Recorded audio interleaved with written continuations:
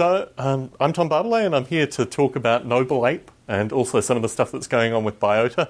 And we have a quality crowd here, so I'd like to thank the folks who turned up. I wanted to start by giving some background to my kind of development history and some indication of the eclectic bits of software that came together to develop Noble Ape.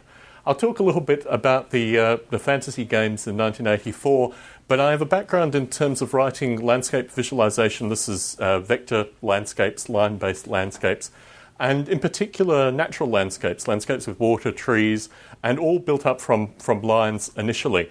I wrote the SchmuckQuest series of games with a friend of mine, Darren Bolton, in Australia, and as I was pulling these slides together, I found the original SchmuckQuest 3.5-inch disc. This was similar to the Sierra-style games. Do you remember the Sierra games in terms of text and graphics? But it was released free on the local bulletin board systems and had quite a fan base in Australia, actually. I had a friend who ran a bulletin board and he was on the system one time while I was over and there was quite a fan base. The fellow got online and said, "Oh, well, we have a folk band and we'd be willing to perform to any function that you nominate because if you're writing a SchmuckQuest." So that kind of continued through the early 90s. I also wrote antiviral software, and when you think about antiviral software, computer antiviral software, the linking with Noble Ape is with regards to heuristic analysis.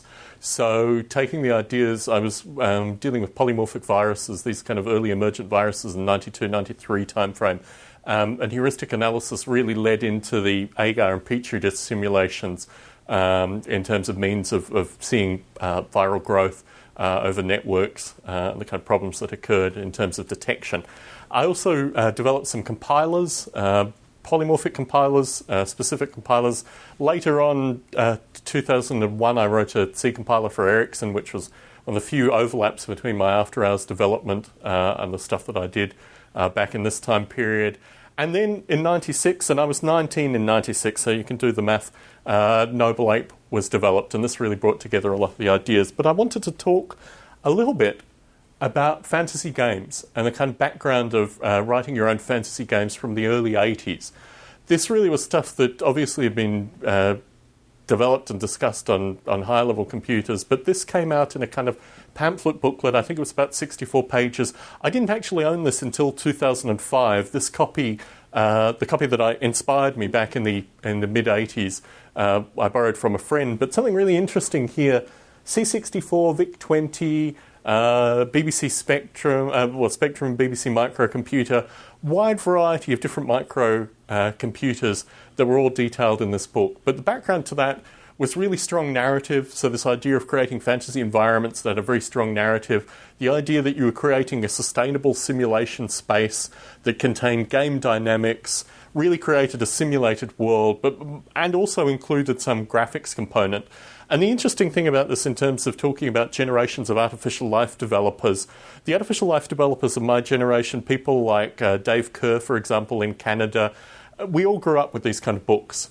So perhaps earlier artificial life developers used Dawkins and these kind of things in terms of their inspiration, but this was an inspiration for me. Like I said, I borrowed the book for a period of time, thumbed through it with it was a friend of mine's copy, but as I was kind of bringing together the books that were important in Noble Ape development, I purchased this one on ABE Books to give a sense of what was in it.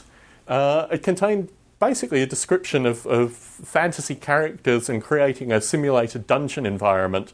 And this really captivated me at the time. I wrote my own kind of dungeon simulator with the various characters that went through. In terms of the time frame, I think I wrote this on an early Mac, like probably an original series Mac, probably in Quick Basic initially and then into Turbo Pascal. So even at this stage, the computer systems that I was using were more modern than the book was originally written for.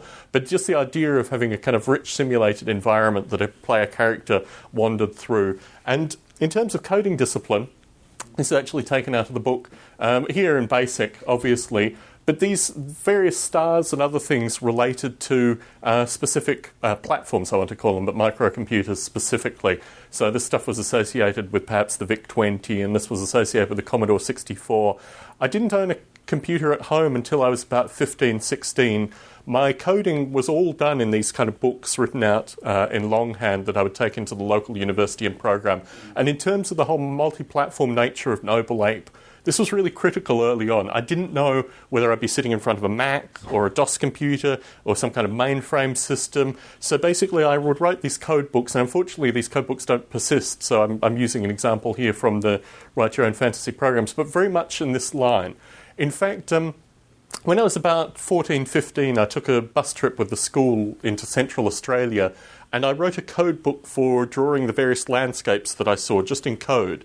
And I got sick. I got a bronchitis and was put in a country hospital, basically, while the remaining classmates went on.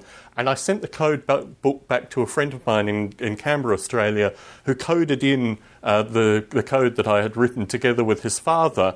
And when I got back, I went to Adelaide then. My grandparents were in Adelaide, stayed with them, and got a call from this fellow describing these landscapes, which I had only written in code in this kind of style, which he had actually compiled. I think it was probably Turbo Pascal at the time, on probably some Hercules or maybe early VGA monitor. And he was describing these landforms and saying, well, what are these floating disks? And I said, oh, well, I put a UFO simulator in there as well to make it slightly more interesting. So you had the Australian landscape in kind of vector graphics with these UFOs that flew around and fired at each other. But this was all written in code. It was all handwritten in code in terms of not actually having access to computers or not knowing what kind of computer I would have access to. And really that informed a lot of the early Noble Ape development. So anyway, the Noble Ape simulation was launched in 1996, and here we see some of the early vector graphics in monochrome. I think this is the early Mac version. But it was designed to bring together all the elements of the software that I'd developed to date in terms of the antiviral software, strong narrative software.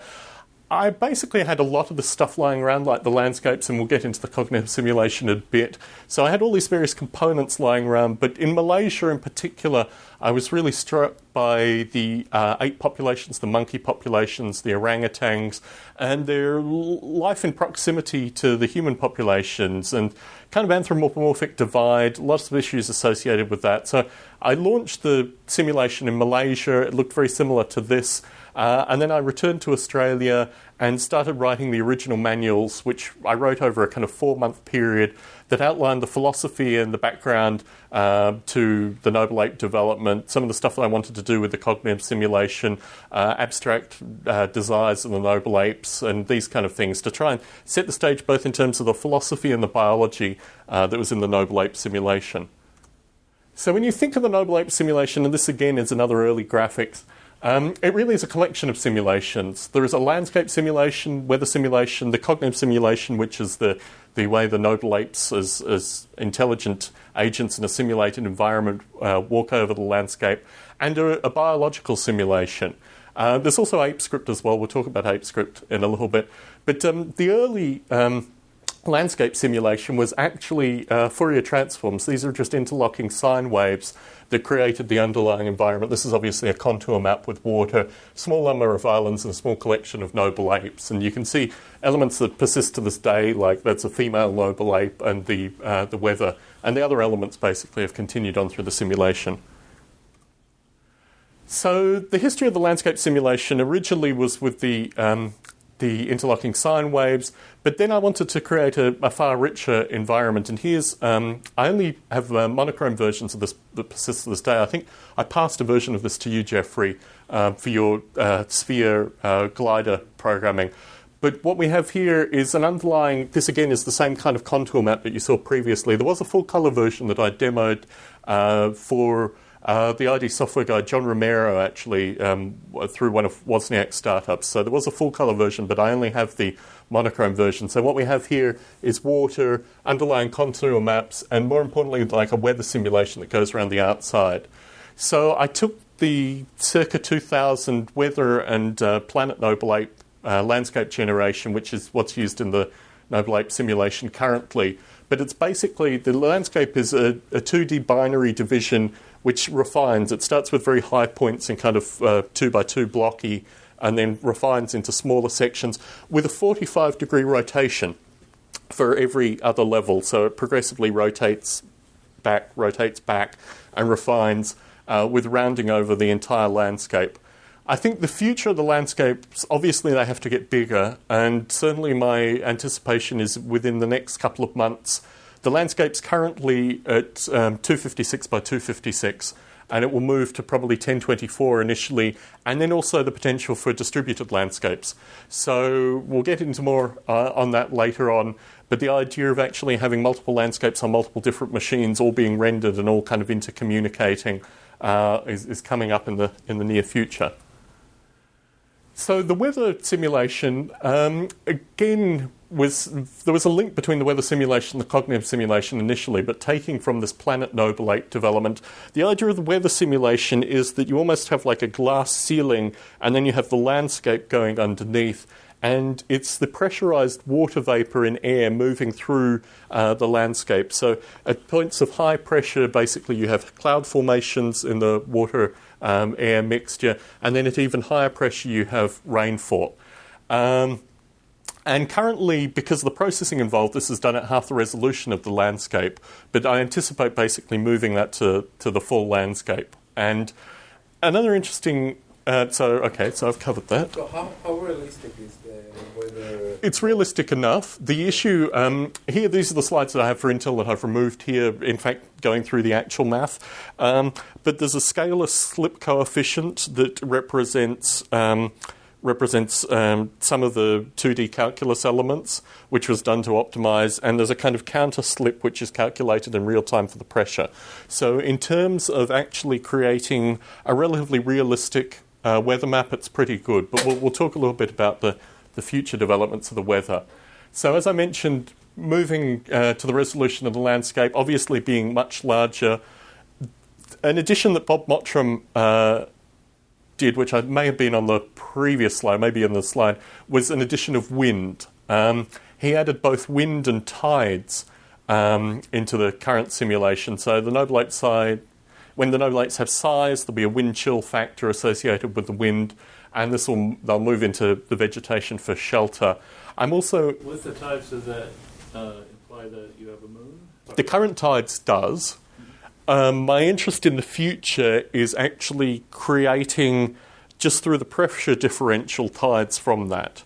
Oh, okay. So the idea currently is there is a moon-like effect in Bob Mottram's implementation of the tides, but I would like the water to act as a liquid in the weather simulation. So you'll actually have, I suppose, effects of the water going into the air, and also effects of basically the air pressure moving the water and forming currents and tides. So I think there are ways of simulating it without the need for a moon, just based on the pressure effects. And ultimately, I want to move it back to a kind of Planet Noble Ape methodology where there will be a moon effect as well. But as it is currently, it will just be the air pressure effects creating the tides. Bob Mottram currently has a time cycling, which is almost like a kind of pseudo-moon effect on the tides. So there is a tide implementation currently, but my interest is getting the tides far more interconnected with the weather simulation. So just to understand the picture, you have a planet with continents, you have apes, populated in the continents, only apes. Mm-hmm. Oh, you have a biological simulation as well. So the biological simulation covers a variety of different kinds of birds, small animals, insects, and plants as well. We'll talk about the biological simulation in a couple of slides. And we'll talk about this in a couple of slides. They have their characteristic behavior. So if something happened, they, in some probability, do that. Well, there are genetic weightings associated with that. We'll talk about in a couple of slides. So the biological simulation in Noble Ape is based on quantum mechanics. It's the idea that the landscape is like the primary operator, and then the areas like surface area, height, water probability, the moving sunlight, and the total sunlight all act as kind of combinatory, either additive or subtractive operators in the biology. So you can create all the plant and animal species locally. It's the idea basically that the biology only exists where the apes are. So rather than computing an entire biological system, because the computational complexity associated with that, we're talking kind of circa 96, 97 processing, the biology only exists as the apes move. But this is an RGB map of the plant type, showing just the diversity of plants basically over the island. So you're only representing the biology in like a certain radius? No. the notion of operators in quantum mechanics implies basically that it exists everywhere, but you only survey that at the point where the ape is. Okay. So the idea is that, yes, this is as I've done here, this is a scan of the entire simulation, but you're not calculating the biological interactions at every place. They just collapse basically where the apes wander. Okay. So if the ape moves to another location, will it be will you take into consideration all the history of the biological? We'll get to there's a fellow called Bob Mottram who's implemented a version of biological simulation that does that. The idea, the noble ape exists. Each of these pixels represents about 50 metres by 50 metres worth of simulated biology. So the idea that the noble ape interaction with the simulated biology is relatively minor. Bob Mottram worked on the fact that there were vastly more noble apes and their effects on the biology were greater in terms of eating all the berries and these kind of things, and that produced a different kind of biological simulation. My concern with regards to that is just due to scalability, and as we increase the size, the ability to do these kind of calculations over a large scale is difficult. So when I'm saying that I'm only counting the biology at a particular point, it's just really the noble ape interrogates the point, it goes through the operators and gives the values associated with the specific point. Obviously, the biology effectively exists everywhere in terms of interrogation, but in terms of mathematical calculation, it only exists at the point where the apes are interrogating it. So, like I said, area, height, water, moving sunlight, total sunlight. And Bob Mottram has introduced the salt, which creates seaweed and sand. Like I said, the biological elements are a combination of the operators. So in the future, and this comes through an earlier conversation that I was having with Jeffrey, there will be a lot more species in the biological simulation. Talking about what I was describing in terms of the 50 metre by 50 metre resolution, when we move it down to the ape-like level, we're looking at fractal algorithms to actually define where the plants and the animals are specifically. So moving from this quantum mechanics aspect to something which is very well defined, particularly if we have detailed resolution graphics out. So this is the early test that Bob Mottram did in terms of small localised fractals here, showing trees, grass, bushes, beach, rock pools and seaweed with the various elements, with the view that these are zoomable components where it is actually resolved down to certainly the noble ape resolution or the noble ape drawing resolution. This is still early days yet, but I think the areas that aren't covered is water. The areas that don't have any biology. There's a seaweed overlap, which is the water too. So this is a difficult. There's no like deserts on the land that doesn't have any. There is sand and beaches, which is the potential for deserts, and there is also kind of what I would call like a grassland, which is basically minimal vegetation. So there's potential for all these things through the biological simulation. But anyway, so that's the simulation future. And like I said, this is going to happen in the near future, and particularly with regards to the landscape resolution increase as well. And also really finding new operators. So out of the operators described previously, some of these come, obviously, area, height, water come from land operators. Moving sunlight and total sunlight now come from the weather simulation. They originally were just calculated based on a planetary simulation of a rotating sun, but now the weather operators are part of that, and the salt is based directly on the tidal simulation. So the cognitive simulation was originally two-dimensional. It was inspired by a lot of my agar and petri dish simulation, and I wrote about this recently in a book called Nature Inspired Informatics, and I'm more than happy to circulate the chapter if you're interested. But it details basically taking these very simple agar and petri dish simulations and looking at how the bacterial growth could be used to describe information transfer. So it's almost like a very rich contextualized neural network, but it in fact is quite a bit more detailed. It's now moved into 3 dimensions, 32 by 32 by 32 cell cube. Certainly Rick and people at Apple have spent a lot of time optimizing that particular mathematics, so it's probably familiar to Rick. But it's the idea that there are 2 competing elements. There's the desire, which relates to a spatial delta, and there's the fear, which is a time delta. And it's the idea that the apes have kind of refining desires which are reinforced over time, and fear is a very reactive property. So certainly early on, and this came from the fantasy game stuff, mapping mathematical things onto very distinct pieces of terminology in order to describe it to non-mathematical folk was very important. And these two things are in constant competition, but they create the Noble Ape cognitive simulation. So the aims for the cognitive simulation in the future, it's currently very underutilized. I mean, obviously, Intel now primarily, and occasionally folks at Apple, use it for various processor optimization, but I'd like to use it a lot more and also have the idea of kind of scaled brains. So the Noble Ape's 32 by 32, I'd like to move to 64 by 64, maybe even 128 by 128, much larger, kind of richer cognitive simulations. And then potentially the introduction of the fierce felines, a kind of feral cat population that preyed on the Noble Apes, perhaps predatorial birds with slightly smaller cognitive simulations. And underneath the cognitive simulations, there are half a dozen factors that relate to the awake brain and the asleep brain and the interaction between the two of them. It's actually a bit of a pity. The Intel slides went into the mathematics a lot more, and I think the people probably gathered here have a mathematical interest. But that was recorded and the slides will be available. So you'll fill in the blanks, and if you have any questions, please feel free to ask associated with these things. But an interest that I have in the future is also using time characteristics. So these are very defined states. The Noble Ape is either asleep or the Noble Ape is awake, and that changes the brain chemistry, for want of a better term.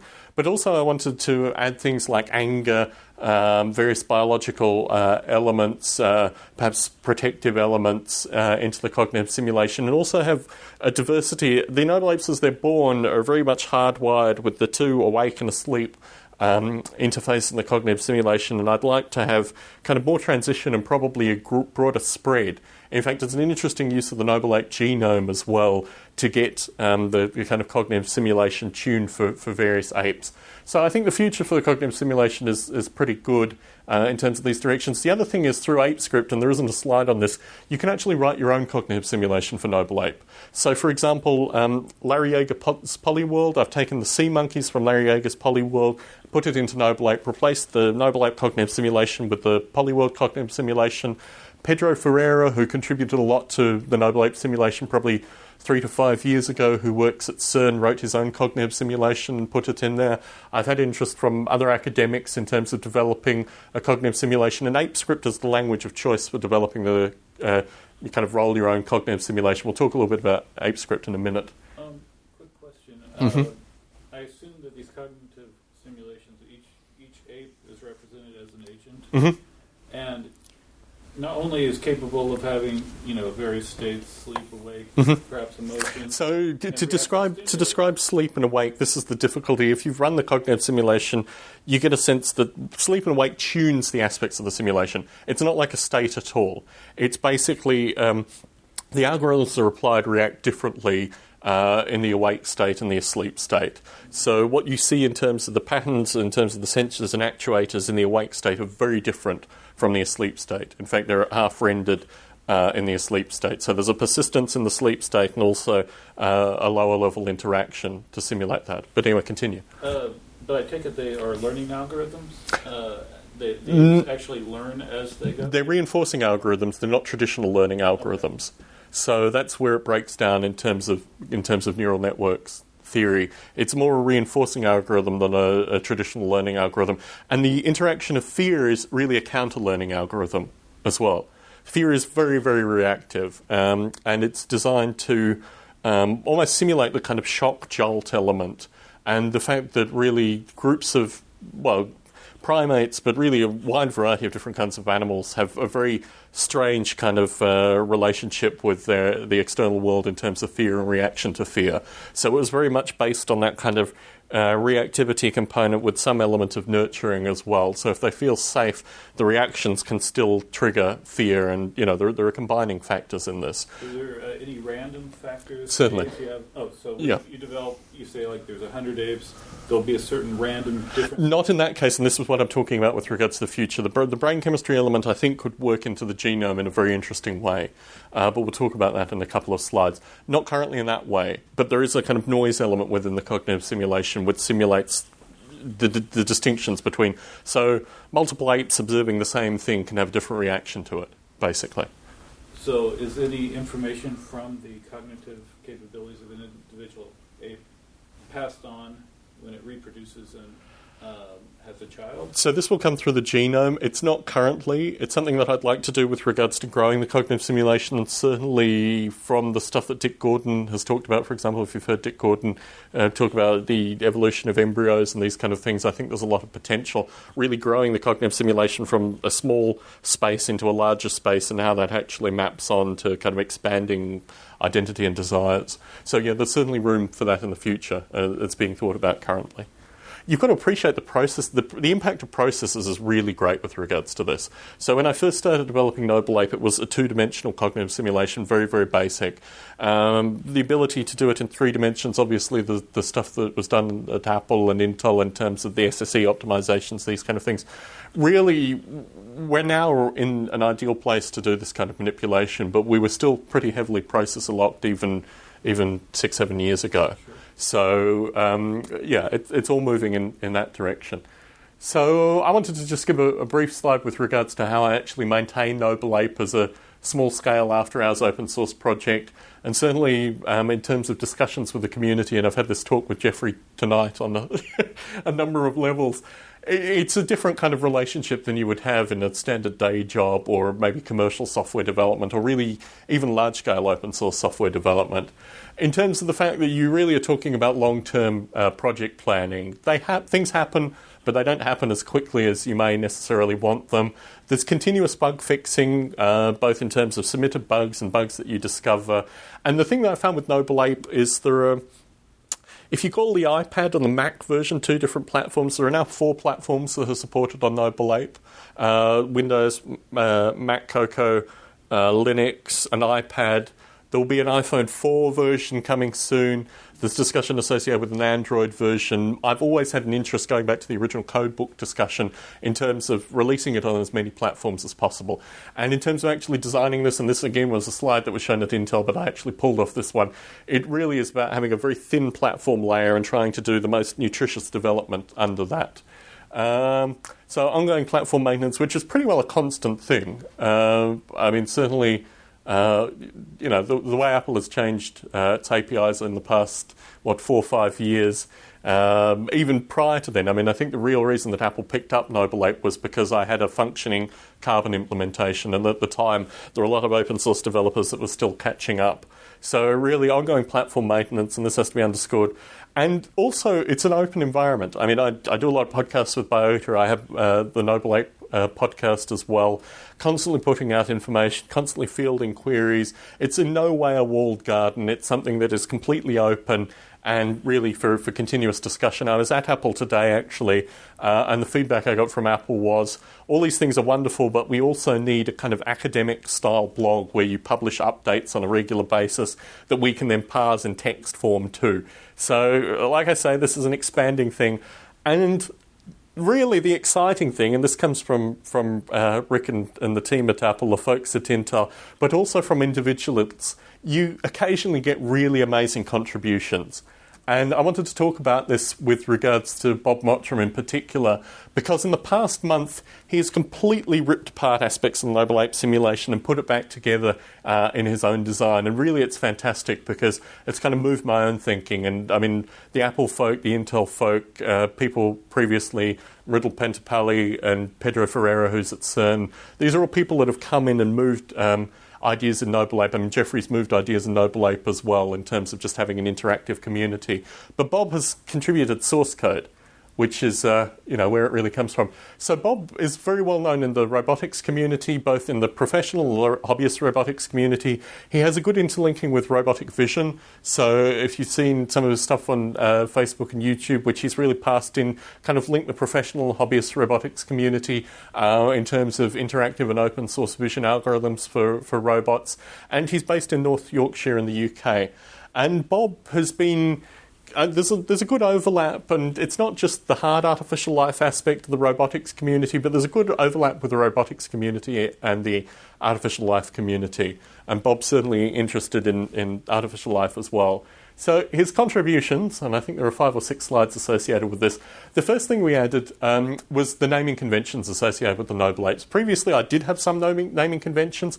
You may wonder, well, why would you actually want to name the noble apes? Well, the idea is that what you see is a screen, you see kind of dots moving around on the screen, and if you want to debug the simulation, saying, the ape that exists at point, x equals 256, 328 by y, what have you, it just doesn't work.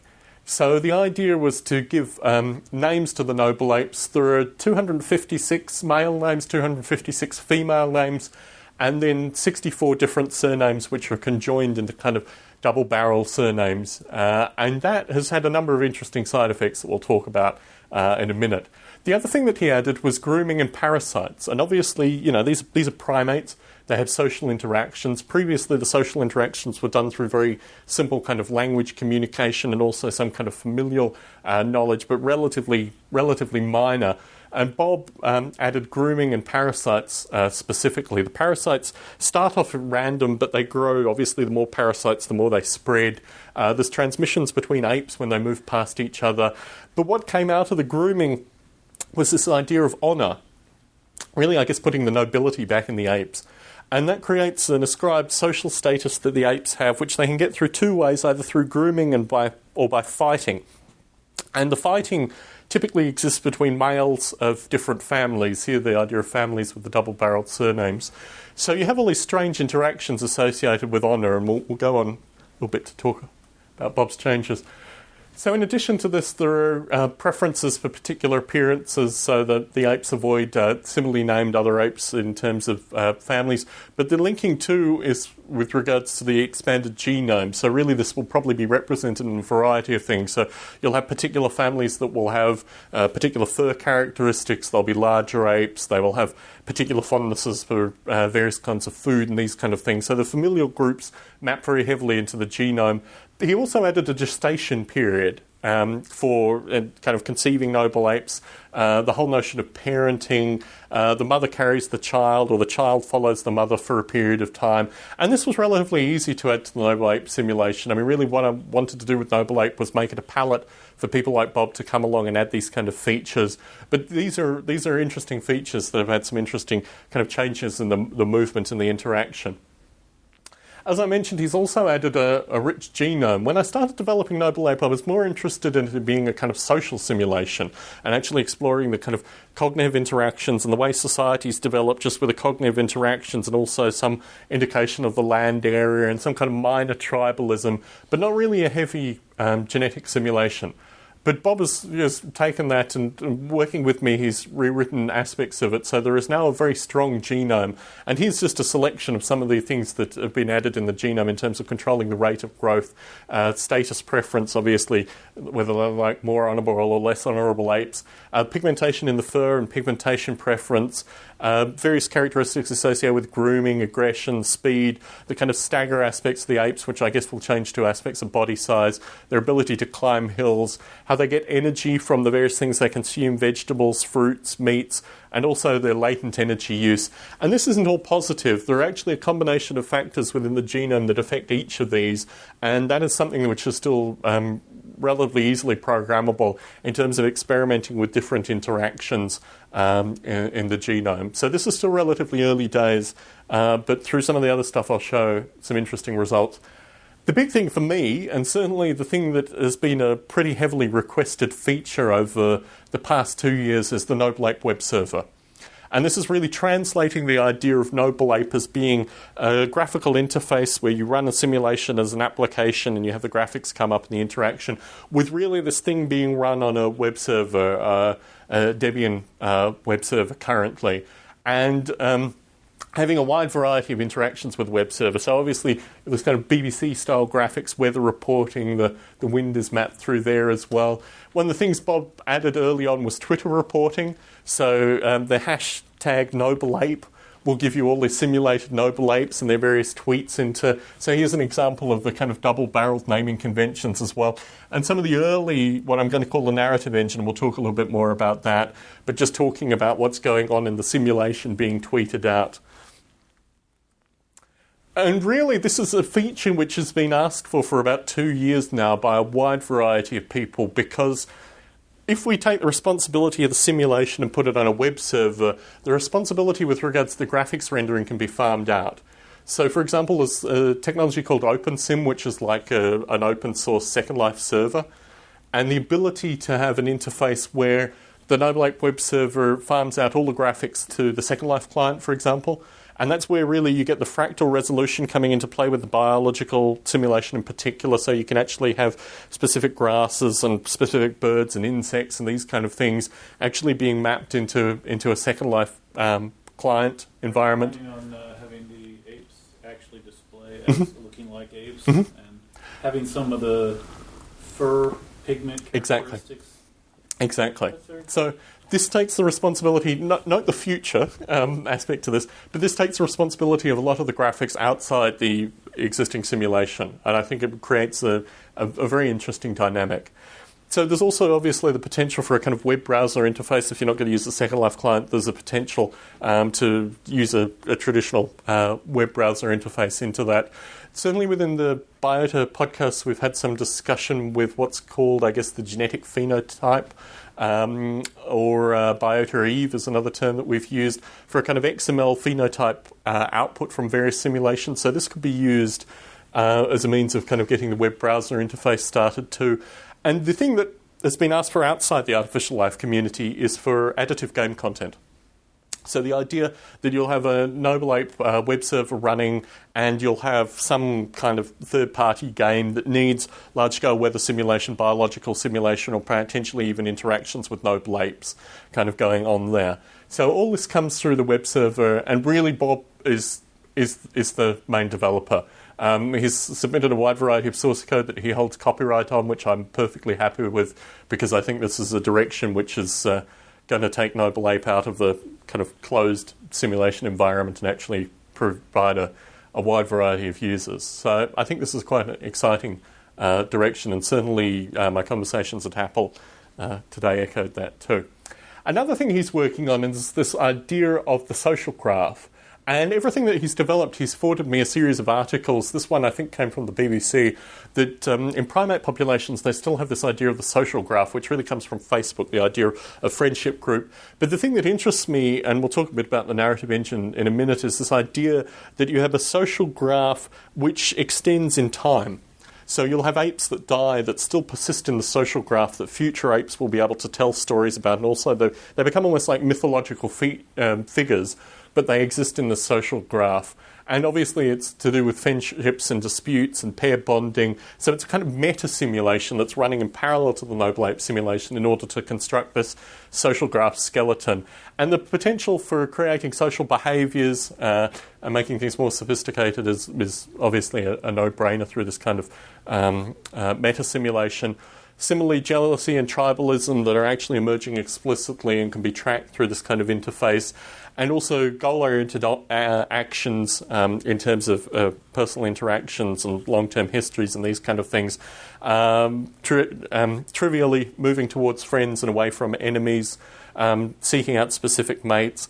And I think this will probably be represented graphically similar to Facebook in terms of the social graphs. And I think Bob is working on this literally as I'm talking currently, so this will probably be out in a kind of Friday, Saturday time frame in a kind of beta form. But yeah, this is very interesting. And again, if you think about artificial life in terms of societies and basically being a mapping in society, this is really the modern, or at least the cliched modern narrative.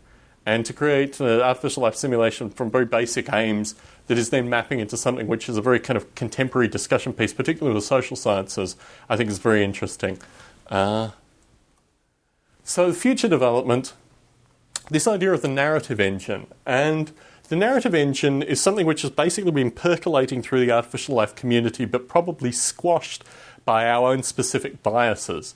And it's the idea that what we've done in simulation typically is created rich graphical environments, shown agents interacting in these environments, but the agents are purely represented graphically. And rather than representing them graphically, the narrative engine is saying that each of these agents actually has a story to tell. So rather than the circumstance, actually I'm talking to too deeply, I'll just give you the dot points to start with. Noble warfare is another technology, which I'll talk about in a minute, and also objective ape script, which we'll talk about. Sorry, I was getting too caught up in the narrative engine. So it's the idea that the noble apes could speak English. What kind of things would they say? It's the idea that basically, rather than just existing as simulated entities, they have a wide variety of interactions that you saw with the Twitter feed, for example, where they have relationships which they describe. And this kind of thing comes from typically non-artificial life observers. So, for example, when I was talking about my trip here, coming and talking at Intel, I mentioned ApeScript. And my wife said to me, well, is that the language the noble apes speak? And I said, no, it's a scripting language. And in parallel to this, I put out in the Biota podcast a conversation that Bruce Damer had with Terence McKenna in the late 90s, which was basically the same discussion. So this idea of the narrative engine has always percolated, I think, under the artificial life community, but has never really emerged as a means of doing things like debugging. So you get these long narratives and you say, oh, isn't this interesting? Because when you see a graphical representation of the simulation, you don't get the underlying relationships and interactions that you do through through a narrative. So I think it gives great debugging potential, and also it really explains to an external observer that there's a lot of complicated stuff going on under the surface, that this isn't just dots moving around in an environment, that they're actually, in simulated form having these kind of interactions, and it forms kind of a tapestry associated with the simulations. And this is something that I'm interested in working on pretty heavily in the near future, and Bob has touched on with some of his stuff, obviously with double-barrel naming. This idea of a kind of 8-book social graph creates things that all feed into the narrative engine. But what interests me in particular is the aspects of plain English and really what direction the narrative will take. So this is an interesting project that's coming in the very near future. Have you considered something similar to how it's done in the game The Sims, where when they will talk to each other, they'll kind of symbolically talk to each other instead of actually putting out full sentences. Certainly, they're kind of sending meme ideas back and forth that Certainly. represent graphically as symbols. Yeah. That might be a way of logically. The noble apes have basic communications, and it's described by people who see it as like feelers, which indicate communication. It doesn't have that kind of description, but I think the potential, particularly when we're adding richer biology, richer social understanding, that kind of interaction is too simple. And it doesn't give the representations of time, and it requires the observer to be watching it. So the difficulty with regards to a graphical representation is that the observer is required to watch it, versus the idea of a narrative engine where it's produced in some text form or something like that, where the person can read it after the fact. But you could even, in your text, do it in like symbolic words, just like concepts. So-and-so says, Certainly. certain concept to so-and-so. Certainly. So the underlying elements of the narrative engine will probably be like that, in terms of these kind of atomic emotional structures that are passed backwards and forwards. But really it's a translation from that level into plain English that is certainly the part that interests me. Okay. So yes, it will be represented in the simulation sense like that, but the way that it's translated into English will be considerably more natural, and probably interesting ambiguities and interesting things will be challenging in terms of those interactions, but certainly something interesting for the future. So if you speak entirely in conceptual objects, you miss out on the entire social dynamic of misunderstanding. Exactly. And other pieces. Yeah, and that's another strong point with the notion of the social graph, that things can be misconstrued as well. So you have perceptions that if this ape has been particularly hostile to this other ape up until this point, that when they're telling them that the berry that they're about to eat may actually poison them, their inclination would be that ape is lying, or these kind of things are certainly part of the dynamic too. So you're right, it's not really atomic as described. There is a wide variety of social factors and external things that filter into it. Currently, who funds this project? No one. No one. So it's voluntarily... The dynamic of it has always been that way. Because when I lived here, when I lived in the Bay Area, I was constantly pitched to create it in some kind of commercial enterprise, and it would go in different directions and it would be amazing and these kind of things. And I think that every time that came into something, it always worked against it. So now I'm very cautious about maintaining it purely after hours. And if, for example, like Rick did and his colleagues at Apple and folks at Intel want to use it, I have no problem with that. The kind of contributions they get back aren't that great, actually. They do it really to kind of scratch their own itches, and Rick can talk more about that. But it's not stuff that's really feeding back into the simulation in any general sense. On a personal level, what it meant to me was, in the past 10 years, I've had 7 different jobs. I've had 5 companies that have closed, I've had 1 section that closed, and I've had an international move. This is the nature of developing technology commercially. Things collapse and disappear, and Noble Ape has always been something that's meta to that, and it's very important to me that it remains meta to that. I think there are certainly circumstances where it could be used in an institution where they may want to, get some benefit that I have as well, and there may be some sharing that, and I don't really have a problem with that.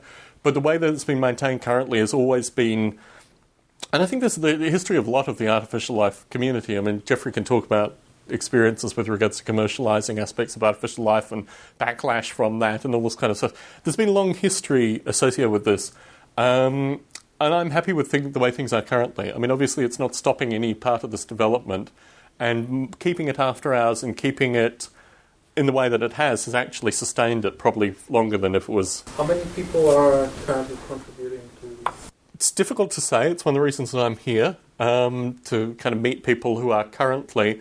For me, as far as I'm concerned, it's me and Bob Mottram in the day-to-day stuff. I do get occasional external code contributions. In terms of actual users, there are about 500 to 700 that update frequently. In terms of ApeScript users, I think there are probably about 24 active ApeScript people that give feedback.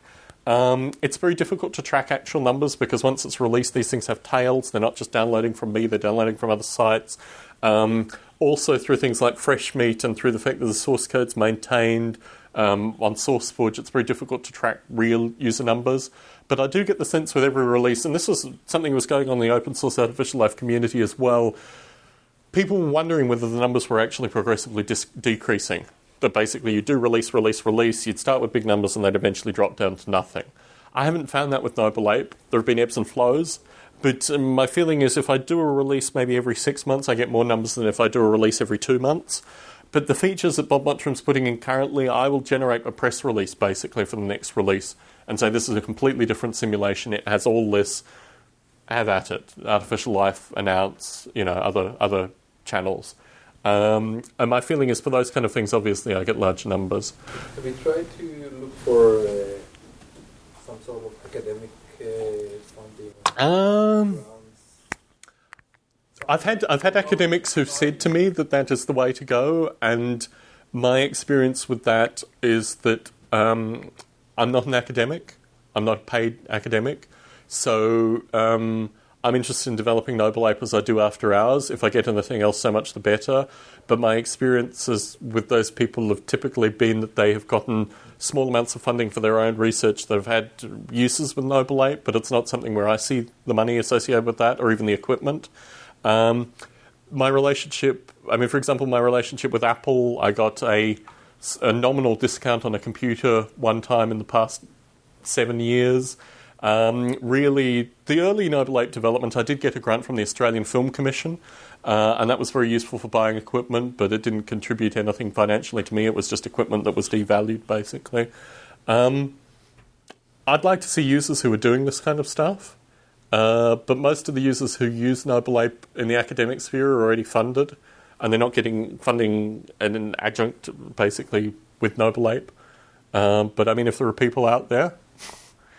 Maybe we should talk. Yeah. So, what interests me is ApeScript's the next slide. Why don't I do ApeScript and then I'll talk. I'm interested in expanding ApeScript, and certainly that was my conversation at Apple today. Once you have the Noble Ape web server running, there's the idea of hot swappability, the idea that ApeScript is running concurrently, so you have a number of simulated agents and they're all running ApeScript in parallel. And I think there are a number of productive uses for ApeScript. Each aspect of the simulation, I think, could have productive academic uses.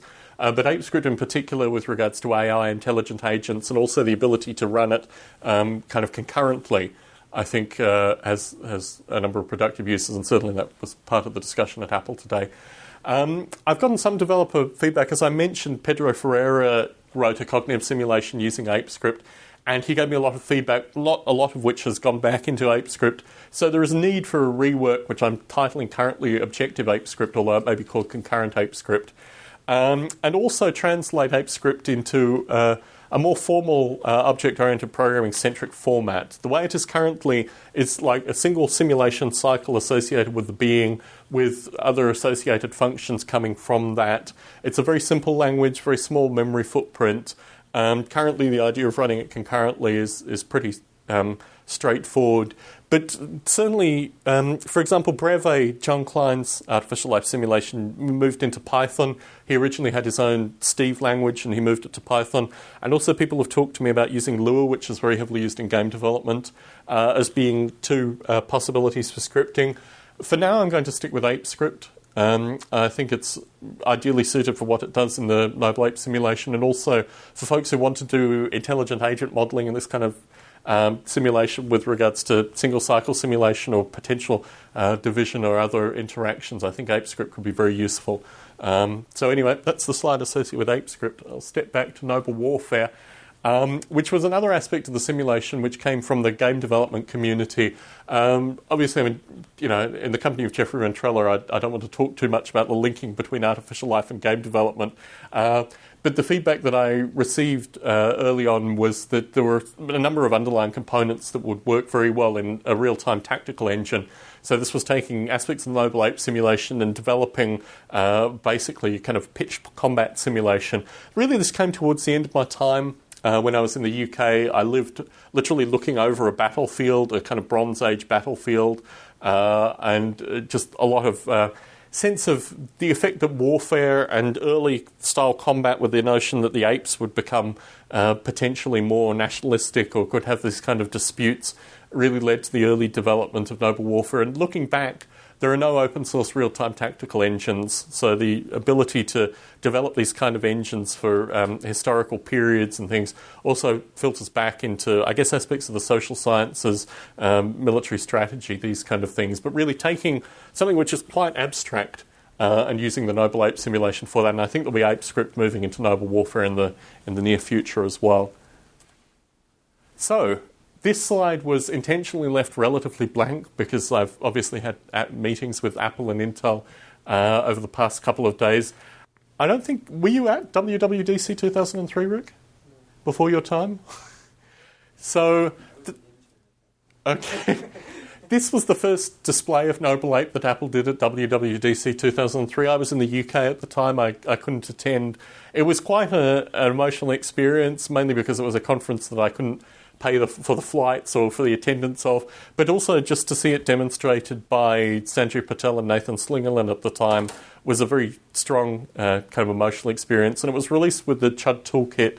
It's moved now in various directions, but my meeting with Apple today, to summarise, was that there, with regards to the ARM chipset, obviously what they're using in the iPhone and iPad, there's potential for doing what Intel picked up with the simulation in terms of processor optimization. But the greater interest is really linking ApeScript with, I think, the Unity engine and a variety of other things in terms of linking some of the parallelization of the AI, of the ApeScript elements specifically, with things that are coming out of Apple currently. So I was kind of painted a bit of a sketch today in terms of what the folks at Apple, Dr. Ernie in particular, would like to see come out of Noble Ape in the next 6 months that folks at Apple can use.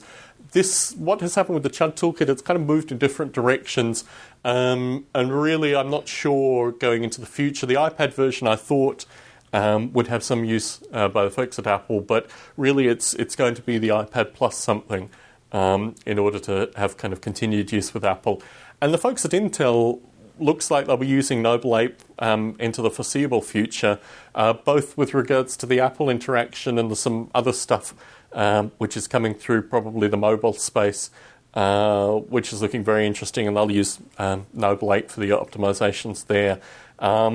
Meeting the engineers at Intel, basically there there was a team there headed by Justin Landon, and it seemed like every engineer in the team had used Noble Ape in some part of their work at Intel. Very interesting. So in the future, with very minimal effort on my part, I think there'll be a continued use of by Intel. And here it's very much with regards to processor tuning, performance optimization, external metrics, and this is another thing that came through Apple, that if the metric is brain cycles per second, so it's very much tied into the cognitive simulation, the way the cognitive simulation is optimized and used on the various chipsets. There was some real-time component as well that was done at Apple. I'm not sure if Rick can talk any more on that, but there was some interaction with regards to third-party developers and the real-time graphics, I think, with regards to the tuning. But again, it all came down to brain cycles per second. So these are the two different directions. They really are almost now tangential in terms of what Apple wants and what Intel wants. But I think certainly with Intel going on into the future, Apple with some effort on my part going into the future. There's this idea that when you develop an artificial life simulation, why aren't you developing a commercial game? Aren't these two things? Isn't an artificial life simulation basically just someone who wants to create a commercial game but doesn't have the necessary infrastructure?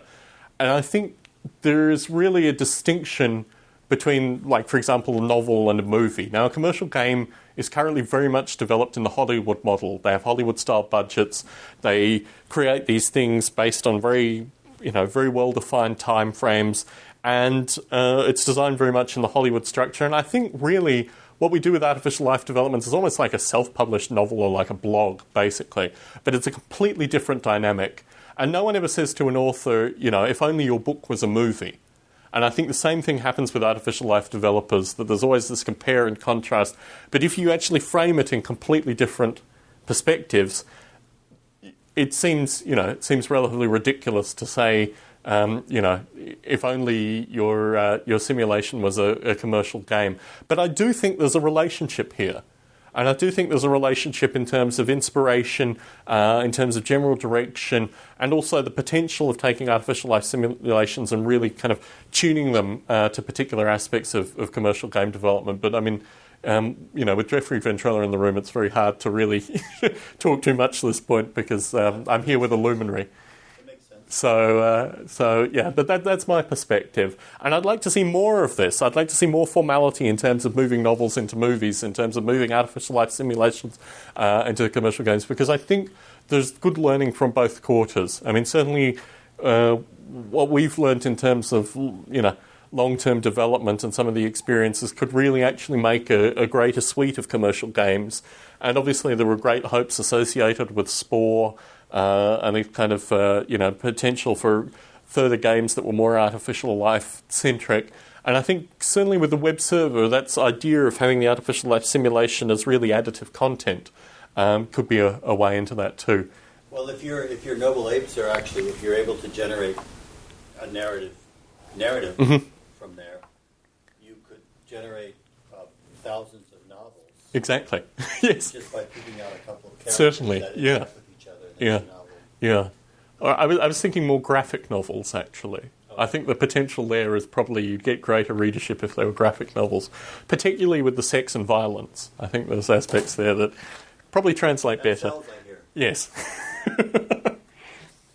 So anyway, I also wanted to talk a little bit about Biota, and I think this was the request that Jeffrey made specifically in terms of talking about what Biota is today, the kind of history of Biota, and where I see it going in the future. So my relationship with Biota really comes in at a kind of Biota 3 point. I started developing Noble Ape at the time of the first Biota conference. I didn't know about the first Biota conference. I heard about it after the fact. But really, by the time of the second Biota conference, this is something that I wanted to attend. Will Wright, actually, the creator of Spore, also wanted to attend the Biota 2 conference. And I think maybe for similar reasons, we both weren't able to attend. It was an interesting conference in terms of having a lot of amazing names, obviously the late Douglas Adams, people like Richard Dawkins. But when Bruce Damer gives a narrative associated with Biota, he really talks about these two conferences. I think it started getting interesting around Biota 3. And I think that's the first one that Jeffrey attended. This brought in a lot more kind of game developers, the Mathematica people, a lot of different areas. Rather than going with the names that Biota 2 had, Biota 3 was more a kind of people's conference. There were breakaway groups, there were talks associated with what went on to, I guess, become the Evo Grid or potentially Biota Eve. And really, after that, the conferences stopped. I don't think the artificial life community stopped at this point at all. In fact, if you talk about generations, and certainly talking about the fantasy game development, these kind of things, Dave Kerr contacted me in 2002, I think. He was the first contact that I really had. I had contact with Bruce Damer and Sue Wilcox and a wide variety of people because I was invited to attend Biota 3. But the first time in terms of a peer of my own age group contacting me was really Dave Kerr. And at that point I constructed this view that there were probably 20, maybe 30 artificial life developers who were still relatively active who could form a community. And at the time, I was talking with Bruce Damer and I think Jake Bowman, who was the previous editor of the Biota site, about how we could bring this community together. It was a diverse community. It was a relatively disaffected community. There was a wide variety of strange politics that none of us really understood until we started digging. But it was an interesting process from Biota 3 to, I guess, 2005 when I picked up the Biota site. Interesting history about that. I was in correspondence with Bruce Damer pretty well through the early part of the 2000s. About Biota and about restarting Biota and about the kind of movement into, I guess, what became the social networks, almost kind of social media, how to construct the Biota site, all these kind of things. And around the time, Bruce launched a project called Darwin at Home, not to be confused with Gerald de Jong's Darwin at Home, which went on to become Biota at Home. And at that point, Bruce was swamped by, I think he did a Scientific American article that went online. And he said, I'm too swamped to actually run the Biota site anymore. Tom, you've been pestering me for the past 5 years. Would you be interested in taking over the duties? And I thought, this is an amazing opportunity. This is almost... There are two aspects to Biota that I really took initially. There's a kind of... I don't want to use the term archaeology too disparagingly, but there was a kind of archaeological dig element to trying to understand... You know, this really was like the death of artificial life in terms of the public perception after Biota 3, Biota 4 conferences. But I knew there were people like Dave Kerr, there were people like John Klein, there were people like Jeffrey who had continued their own developments but were not communicative. Now, obviously, there was the International Society, and I'll go on to talk about that afterwards, but really it was about collecting these groups together. And the first thing that I found, and this really goes in contrast to Bruce Damer's narrative, is that the names weren't important anymore. So, for example, obviously I contacted Richard Dawkins and a wide variety of kind of historical names. Most of those people, aside from Dawkins, have now, well, I don't want to use the term reintegrated, but have come back into the Biota community. So Jeffrey and I were talking about Tom Ray, for example. He was one of the last names to really get back in contact. People like Steve Grand have come back earlier, but really going back to a lot of the historical figures and also introducing them to what goes on currently. So it was really mixing the old and the new. But I think now what is important is not the names, it's the kind of continued narrative. We'll talk a little bit about this. So I think there are a new generation of developers. I think there are people, particularly if you look at the A-Life 11 conference, probably about 70, maybe 60, 70% of the people there were students. I think there's a new generation of people that are getting interested in A-Life. And the real question is Biota the right way of introducing them to that? So there's a kind of historical legacy associated with the artificial life community, and also something which Bruce Damer and I share is this whole notion of an archivist, that basically what we are doing is collecting together all these things and saving them, not for, although contemporary consumption is good, but really this idea of folks in the future wanting to understand the kind of rich tapestry. But also there's a problem associated with moving forward, that it's not just about a history, it's actually about very contemporary problems. So obviously the Biota podcasts have been the format which I've kind of embraced and championed. It was started in 2006. We probably have closer to 200 hours of audio now. I've not actually done the count of the audio, but it's academically referenced, which was relatively important, actually, in terms of actually getting out the audio. A lot of the discussions have started to appear in academia, which is wonderful. I personally don't think podcasts are an ideal format. They require a lot of time. There's some discussion associated with transcription. I think transcription works for Google searches. The podcasts are still very niche, and it's not really the best format. I don't know whether video is the best format, but I think we're still looking for an ideal format. But what we're doing currently is just recording as much audio as possible. The thing that interests me about the audio recordings, and particularly putting them all on the Internet Archive, is that I find this currently. People discover the Biota podcasts now. They go back, they have 4.5 years worth of audio to listen to. I will get emails from people that are still listening to the discussions associated with the Cambrian explosion with Roy Plotnick, which is one of my personal favourites as well, because it talks about this whole notion of here's an event which we understand to a certain degree, how do we simulate that event in terms of actually getting greater knowledge out of it. And Roy, in terms of my own idea of intelligence as just basically a form of survival, that really came from that discussion. But I think really what we're doing currently with recording all these podcasts is we're creating listeners in 2 decades' time. These podcasts have very long tails.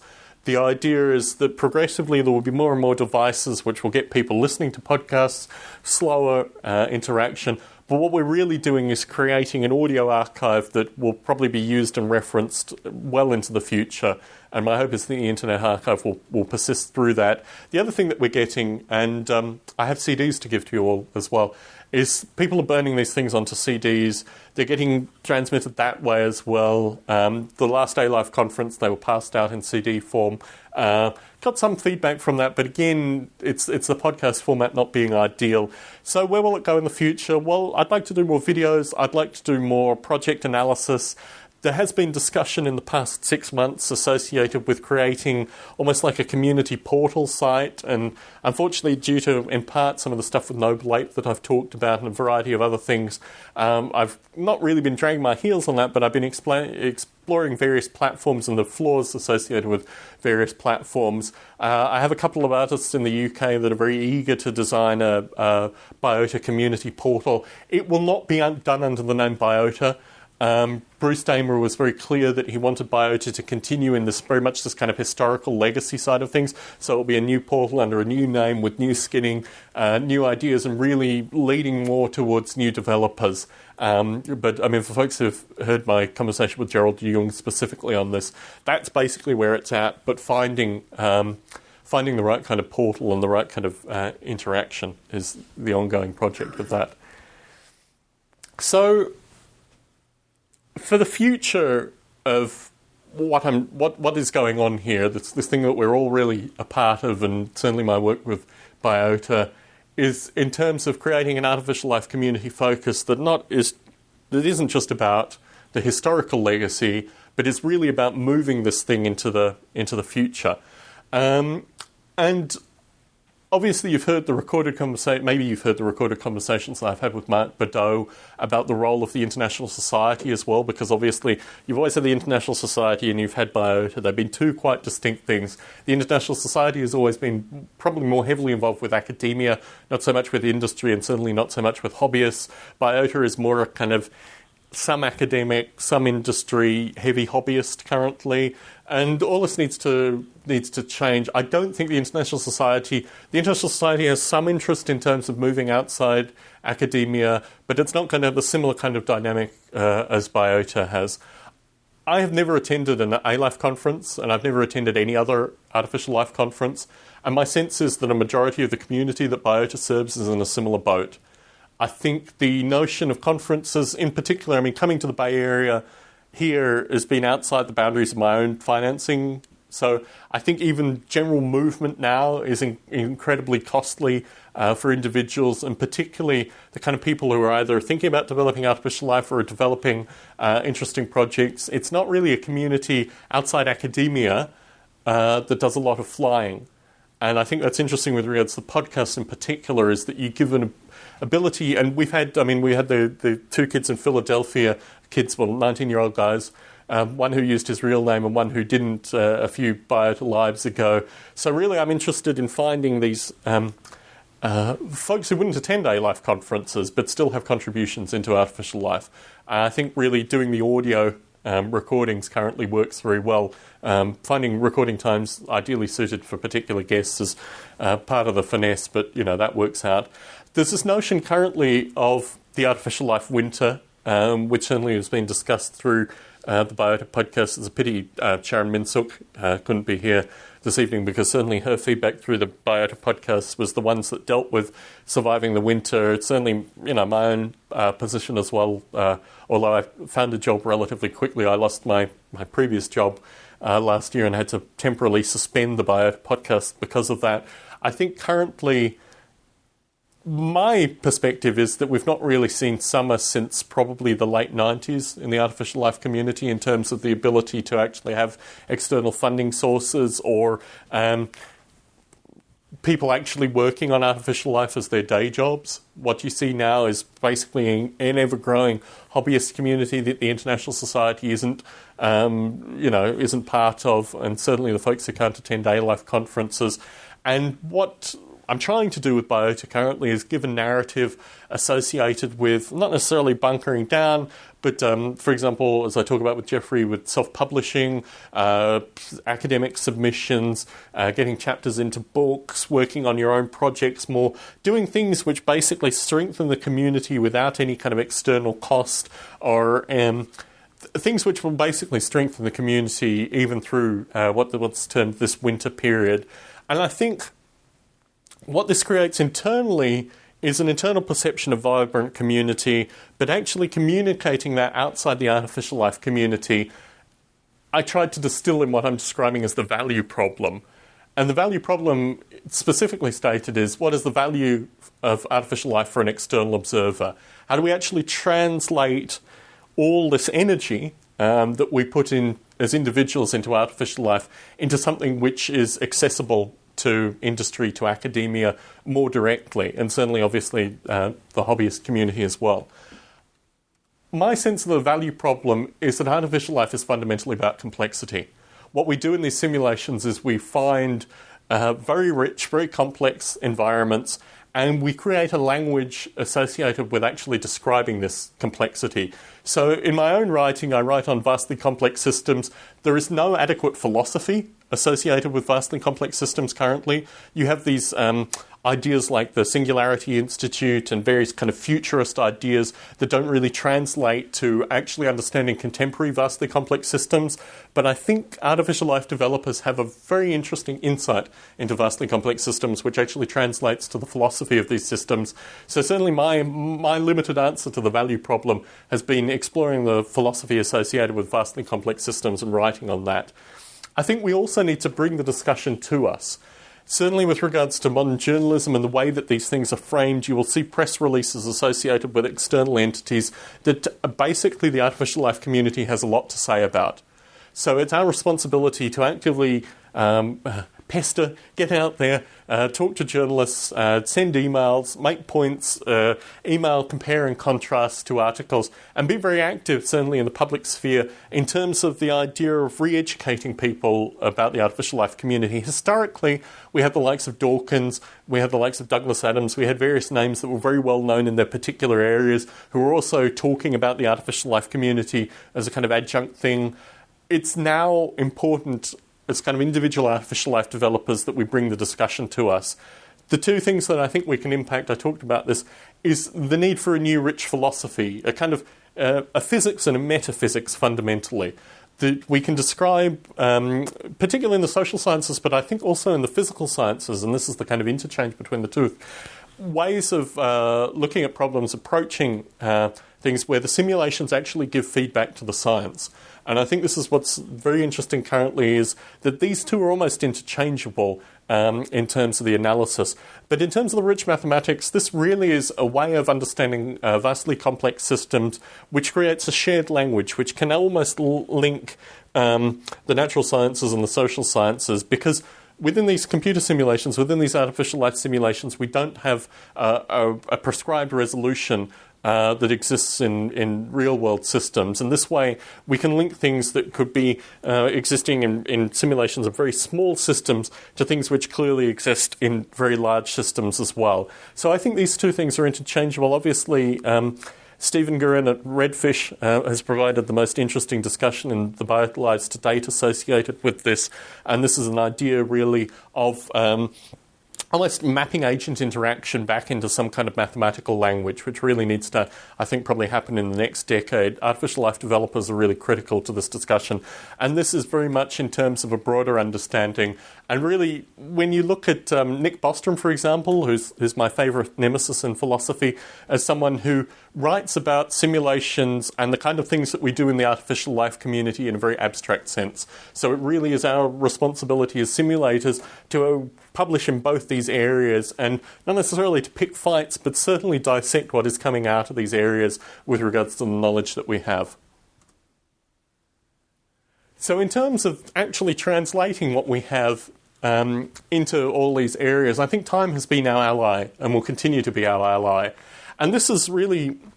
I started my slides with a book that was published in 1984. What we are finding currently, and this is kind of an ongoing discussion associated with the philosophy, I feel is almost like a new Dark Ages. There's an information simplification that is going on currently which is really chronic. The movement into things like digital books, the loss of paper printing, and the idea of almost the kind of Wikipediaization of information, that basically information will progressively be simplified into smaller and smaller, easier to understand boluses. As we are artificial life developers, we can fight this directly in terms of our understanding and our breadth of understanding. And I think time is our ally in this regard, in terms of actually talking about the complexity, the diversity of things that contribute to various properties. I've talked a little bit about journalism, certainly through my experience with Biota. I think journalism is moving in a very strange direction, and certainly the discussion associated with simplification is increasingly the problem with science journalism in particular. It's very difficult to map what we do into contemporary science journalism. Recently there was an article published that went through the Biota Conversations mailing list associated with a fellow finding emergent behaviour in cellular automata simulation. And I think what we will find increasingly is journalists that are not even governed by press releases, but really are just governed by random bits of information that is recharacterized into important information. Certainly Bruce Damer has had the view that we need to actively engage journalists. He has half a dozen journalists that he constantly feeds information to, and certainly you've seen some of that with regards to the publicity associated with the Evo grid. When I see bad articles written by journalists, I contact the journalists and I point them towards Jeffrey's work, I point them towards Gerald Jung's work, I point them towards people in the artificial life community that they can gain benefit from. And I think that's the way that I've done it currently, but we need to be probably proactive considerably more with regards to kind of popular science understanding in terms of what we do. Unlike Bruce Damer, and this is the real divergence here, I don't think historical figures are really that beneficial in terms of translating what we're doing currently. My feeling is that the people who have been historical figures who are interacting currently are very valuable, but the kind of names that were associated with the early Biota conferences, they won't answer questions associated with artificial life currently, and the way in which history is kind of translated and things are considerably more contemporary in terms of general discussion. Referencing historical figures is probably not the way to go with regards to the artificial life community. I think there's enough going on. I mean, I've shown you in terms of just the past month with Noble Ape, I think there's enough going on of interest within the artificial life community currently that could translate very well. So certainly that's the distinction in terms of Bruce's perspective and my perspective. But I think it is down to us. It's down to the primary simulators, it's down to the communicators, the folks even who are listening to the Biota podcasts and other things that we're putting out in terms of the advanced users, and certainly the kind of philosophical users, the people that give phenomenal feedback in terms of the artificial life community development. And really, it's down to us. I mean, we are really the the starting point with regards to this kind of communication. And that's something that I've wanted to kind of strengthen through the Biota community as well, is really strengthen the number of people and the interactions. And obviously collaboration is a really strong thing that I've tried to foster as well. I mean, working with people like Jeffrey, moving their stuff open source. This Friday night I'll be talking with Steve Grand about just that, his own experiences moving a relatively large artificial life game open source. But I think it's about a community, it's about a degree of vibrancy, about a communication, collaboration, and certainly that's what I've tried to foster with regards to the Biota community through my editorialship. Do we have any questions?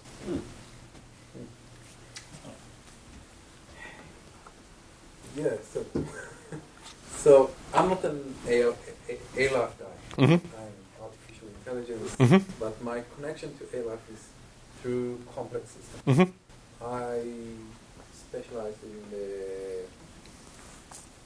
massive scale morphology systems, Mm-hmm. emerging behavior. I would say that's an artificial life system by contemporary definition. Yeah. Intelligent agents in a simulated environment is very much an artificial life simulation. And I'll tell you what I sense the difference. Because I sense that artificial life is mostly interested in itself. So it's not interested in solving problems Mm-hmm. or mapping into different fields problem, and the insights are very focused on the ecosystem that Mhm. it creates. And Do you think that's a historical problem or still a contemporary problem? as much as I see it now, it's actually the current situation, unless you tell me that you know about work that are carried on that are looking to solve problems in, I don't know. So Stephen Gurin at Redfish is the counterexample to that in terms of external funding to actually solve problems associated with population movement, for example, the Venice Canal system. And I think there have been a number of examples of, well, particularly the kind of Venn between soft artificial life and hard artificial life that has been about solving real-world systems. I think what you'll find with the artificial life community, and some of your criticism is correct, is that we do look in rather than we look out. But also there is a responsibility in terms of people such as yourself to probably prod and instigate artificial life developers looking out as much as well. And certainly in terms of interdisciplinary collaboration, the history of artificial life has always been good. In terms of having people from outside artificial life say, I have this problem, let's look at this problem. So I guess we can come up with very nice technologies emerging from your world that can be used in other fields. Mm-hmm. So are you looking at your, for example, Noble Ape, and to take some parts of it and wrap it and use it in other places? So all the components are extractable and could be used in other places without question. I mean, the underlying simulations can be extracted and used in other places without question. The weather simulation in particular, people have asked, can it be used in other places, and it has been. So yes, I mean, it's in a form which is very much componentalizable and movable. I think the problem that you're describing is also to do with the way, I mean, for example, my interaction with Noble Ape is very much about maintenance. It's about day-to-day stuff. It really requires, I mean, people like, the folks at Apple or Bob Mottram or others to come in and give different directions. But certainly, I'm not hesitant to accept those directions and take them in the areas that they want to go. It is a two-way process, though. And certainly, I think, historically, you're right, the artificial life community has been very much about creating these amazing, I use the analogy of kind of model rail enthusiasts. They're about creating, very beautiful, small things that, then the trains run around, the agents run around, and it works like that. I think increasingly, well, in order for artificial, when you talk about intelligent agents as a simulated environment, the term artificial life has changed over the past 2 decades without question. It started very much with the kind of cellular automata, very basic things, moved into genetic algorithms, blocky creatures, walkers. Noble Ape, when I started, it wasn't considered an artificial life simulation because this definition of intelligent agent in a simulated environment wasn't really taken on board by the artificial life community. But I think what we see with the artificial life community now, and this is the whole notion of wet, hard and soft, is that it's gone in so many different directions that it's actually expanding. And it's very much, I think, the case in the future that these expansions, well, for example, the wet artificial life community, will be driven by aspects of biochemistry, a wide variety of aspects in that direction. Obviously, robotics. And I think with soft artificial life, there are linkings both with hard and wet, but also with the stuff that you're talking about. And I think we can't have a static definition for artificial life, but really it is through external users, potential users, that the definition will expand at the fastest rate. Yeah, I agree, but I think one key element is the funding issue. We don't like to talk about. Certainly. And I find it disturbing that somebody like you needs to work on time on something so important. I do mildly as well, but it's been my life for the past 14 years. So rather than fighting the realities of the circumstance, I mean, I came to the Bay Area very much with the view that Noble Ape would, and I came here based on an early graphics technology that was in Noble Ape that, excited various, manufacturers at the time, Apple included, but S3 and various other companies. So my vision was initially that the technologies that came out of Noble Ape would be able to sustain me. And certainly my experiences made me realise that that wasn't going to be the case, but the overall development was more important than my sustenance through the development. Yeah. So can you keep on doing that? That's my question. I've been able to. The times where I've done, for example, ApeScript was done when I moved to the US and I didn't have work. So I have a relationship with the code base where I know if I have periods. A lot of the early development was done through work travel. So, for example, the major rewrite and the release of it open source occurred when I was in Stockholm, when I was working for Ericsson. And I was writing a C compiler in the day job and doing meetings. And then I had a great degree of freedom in terms of time. And I was in a small apartment looking over Stockholm. And basically I could invest my time there. So I agree with you in principle. And I think certainly the other thing is it's a catch-22 situation because people devalue what you do if it's not your day job as well.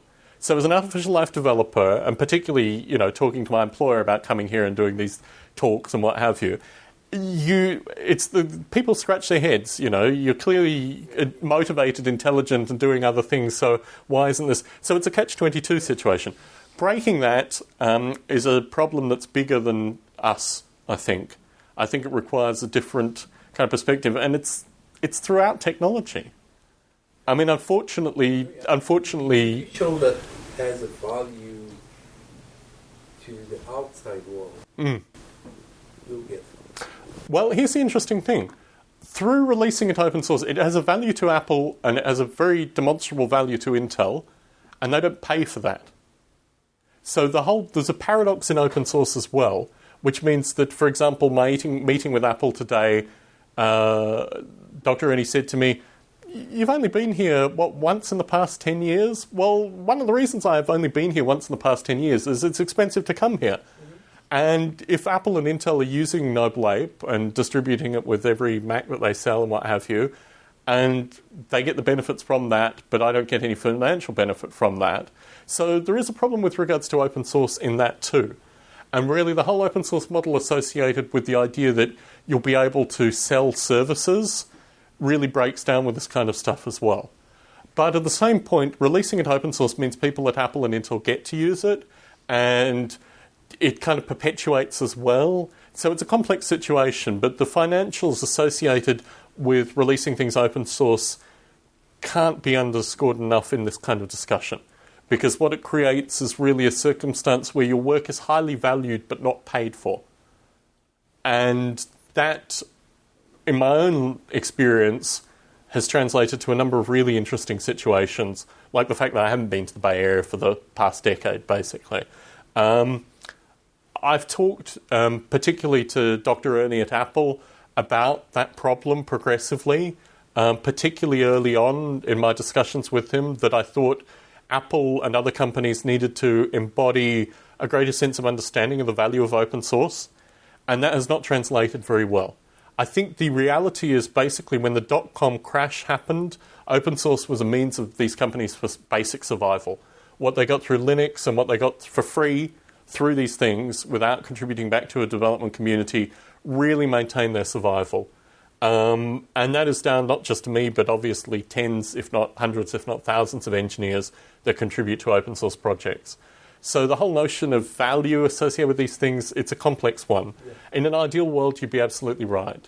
In the world that we live in currently, you've got open source, you've got all these other complexities. And build your business model. Well. So if you let it for free, Mm-hmm. they won't pay for Clearly. So the theory is that they're supposed to pay for added extras, or they're supposed to pay for your knowledge, and that's the translation which has always been problematic. The one other issue you have to consider is that with it being open source and openly developed, you get participation from people who would not otherwise participate with it if it was closed source, proprietary, locked away.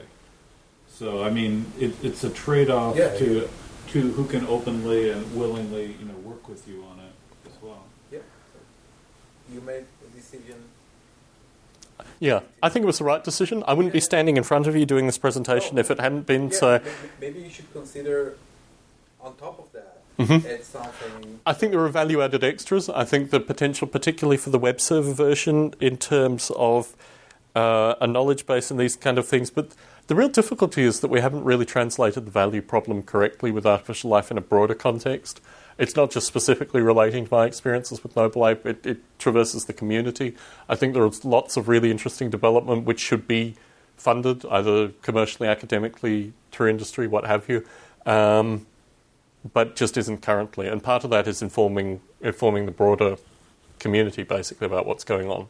But I also think, as you've described, there is a responsibility for external potential users, be they academic or what have you, to start considering actual value and translating it back to developers. Yeah, right now there is an interesting white paper, DARPA's white paper, that can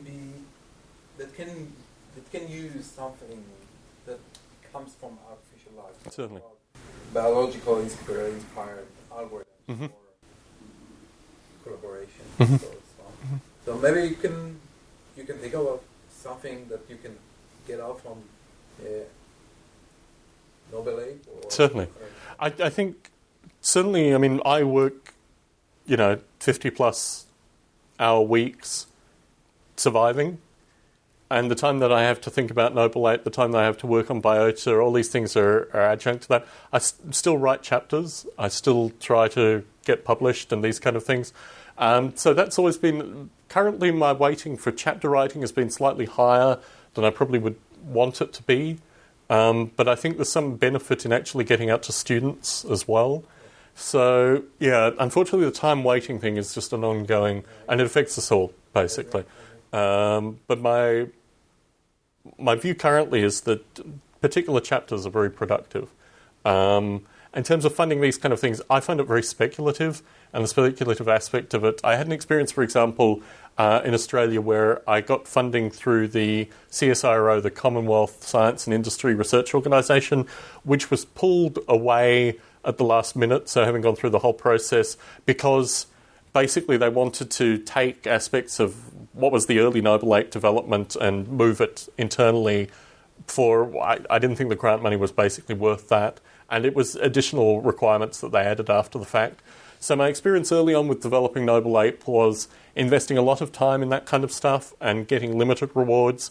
Even the Australian Film Commission grant, whilst it was relatively small, had additional political nonsense, which I didn't really need at the time. So my feeling is that if I'm doing this after hours already, I want to minimise the nonsense, basically, and maximise what's actually productively coming out, which really comes back to people such as yourself who may have interest in using it, doing some of that legwork with the view that, appreciative of the current circumstance. We should discuss Certainly. this white paper. Maybe we can do something together and get you funded. Cool. That would be Cool. great. My wife would like that. Any more questions? Quick question, just from the coding of the Noble Ape simulation. Are you basically doing things in a single thread or in like multiple threads? So, and how does that being done? originally it was single thread. Certainly, Rick and his friends at Apple implemented multi-threads. I've used some of that. The stuff that they're doing at Intel currently is almost like atomizing threads or atomizing the processing and distributing that. There are many different models. In my day-to-day development, I don't concentrate very heavily on that. There's a component of the simulation that I'm wanting to move to that. There's a kind of open thread interface that I've developed, which is used more heavily by Intel. With regards to the web server, it will be more thread-oriented, but I think the paradigm associated with simulation is still being defined. I very much like the idea of kind of atomic simulation elements that are distributed not only over many processors, but over potentially networks. And that's a slightly different model than what I'm doing in Noble Ape currently, but it's in that kind of division stage. So, short answer, not as much as I'd like currently, but yes, more for the future. Have you had to deal with like race conditions? Certainly. So the idea of these atomized simulation elements is basically it's supposed to remove the race conditions by creating elements which don't have those race conditions. There are a number of components within Noble Ape. The cognitive simulation is a good example of this ape script as well. We have multiple apes basically running in parallel, so you have no race conditions aside from interactions. So the interactions have to be then separated, and there are a variety of thread models, a couple of which are implemented in Noble Ape, which enable this to be stacked and processed. So, yeah, the race conditions components, I use... I'm increasingly sympathetic to non-blocking synchronization. I'm not sure if you're familiar with that technology, but it eliminates a lot of the kind of traditional lock issues.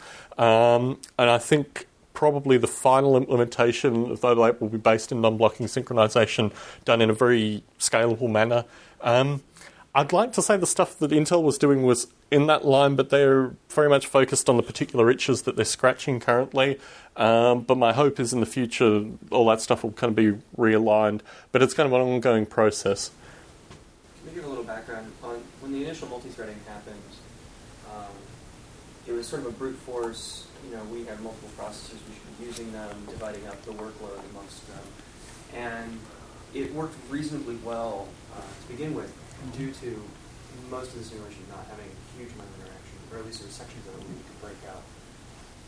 Later versions, in fact there's some presentations on this at WWC later, where it really turned out that the problem wasn't so much being able to use multiple threads, but rather that the synchronization points for things like drawing the actual visualizations or or rendezvousing for some of the events that occurred was the limiting factor, and in fact you got into this counterproductive situation where you had 4 threads, and in order for you to do a significant amount of work such that you weren't basically pestering the scheduler, the OS, you were batching sufficient work that the display itself became very non-interactive, right? You have to compute for a while to actually utilize the processors effectively. So the atomized-based work sort of came out of this idea of, well, what if we can actually continue doing the work, and once you have the results, start doing the display, but continue everybody else in parallel, reducing a lot of the synchronization. Okay. Let's say that I'll give you access to a supercomputer. Mm-hmm. You can do that? Bruce has one of those. Mm-hmm. Yes, a few, yeah. And how would your Noble Ape be different in such a In terms of hardware? In terms of mapping it onto a hardware with a Can computer. you get something more interesting or more robust? Certainly. I think it's been done architecture by architecture currently, and certainly what Rick was talking about was really in terms of in the future making it more scalable in that regard. Early on, there were offers of supercomputers, and I think there were early versions of the Noble Ape simulation that were maybe not run on Craze, but something of similar ilk of the time. And, I mean, it was designed originally to be very scalable in that regard.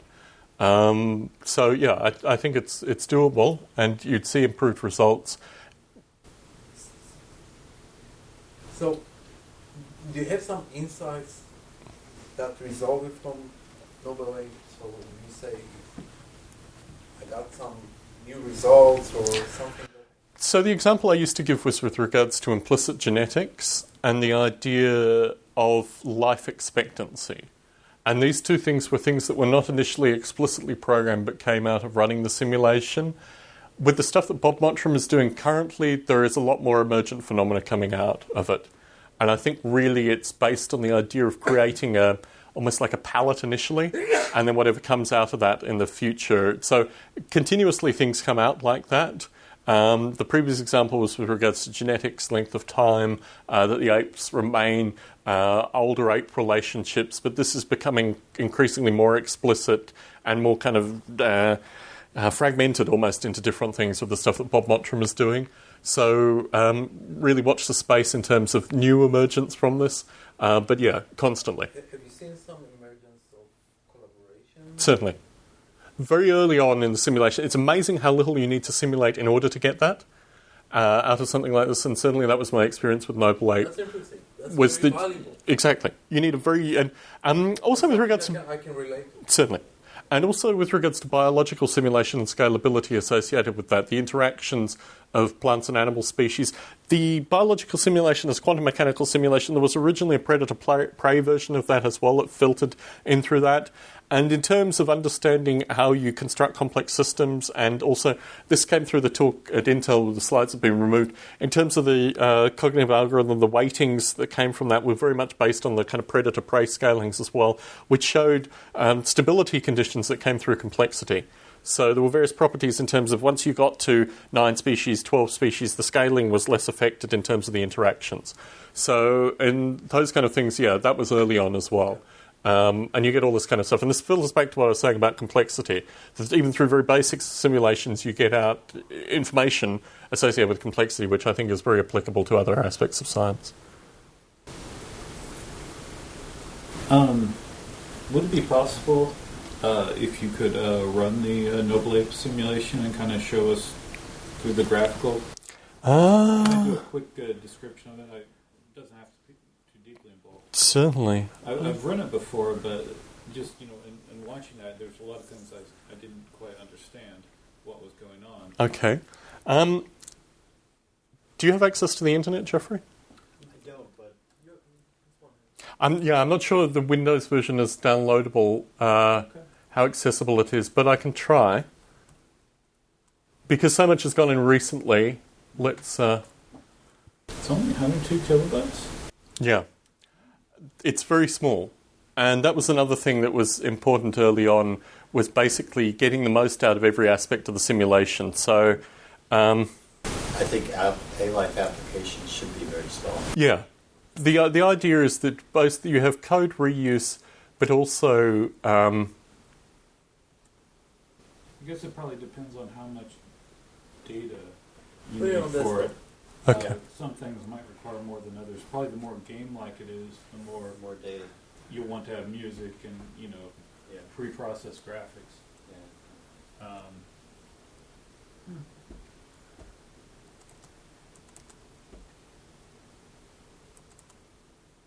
Okay. Hey, there it is. So this is the Noble Ape simulation, as it is currently. And what you have here, firstly, you have an Apple bug, which is originally it was a 4-window, but the monochrome rendering of OpenGL was problematic, so I had to move the interface into 2 windows. What you see here is the cognitive simulation, which is running here. You have the Noble Apes, as they exist on the island. You have communication going on between 2 apes here. You have... Apes? The red dots are apes. There are actually 2... There are apes that are visible and apes that are not visible by the selected ape. So... it's difficult to see on this screen, but the distinction between the reds isn't particularly good here. But there's a kind of darker red and a lighter red, which you can kind of see. So what you have here is the weather simulation is mapped here. So you've got currently a lot of cloud, not much rain. Let's turn the weather simulation off. So what's the scale of that? This is a 256 by 256 map, and roughly each of these. The other thing is the graphics are all. It's not OpenGL.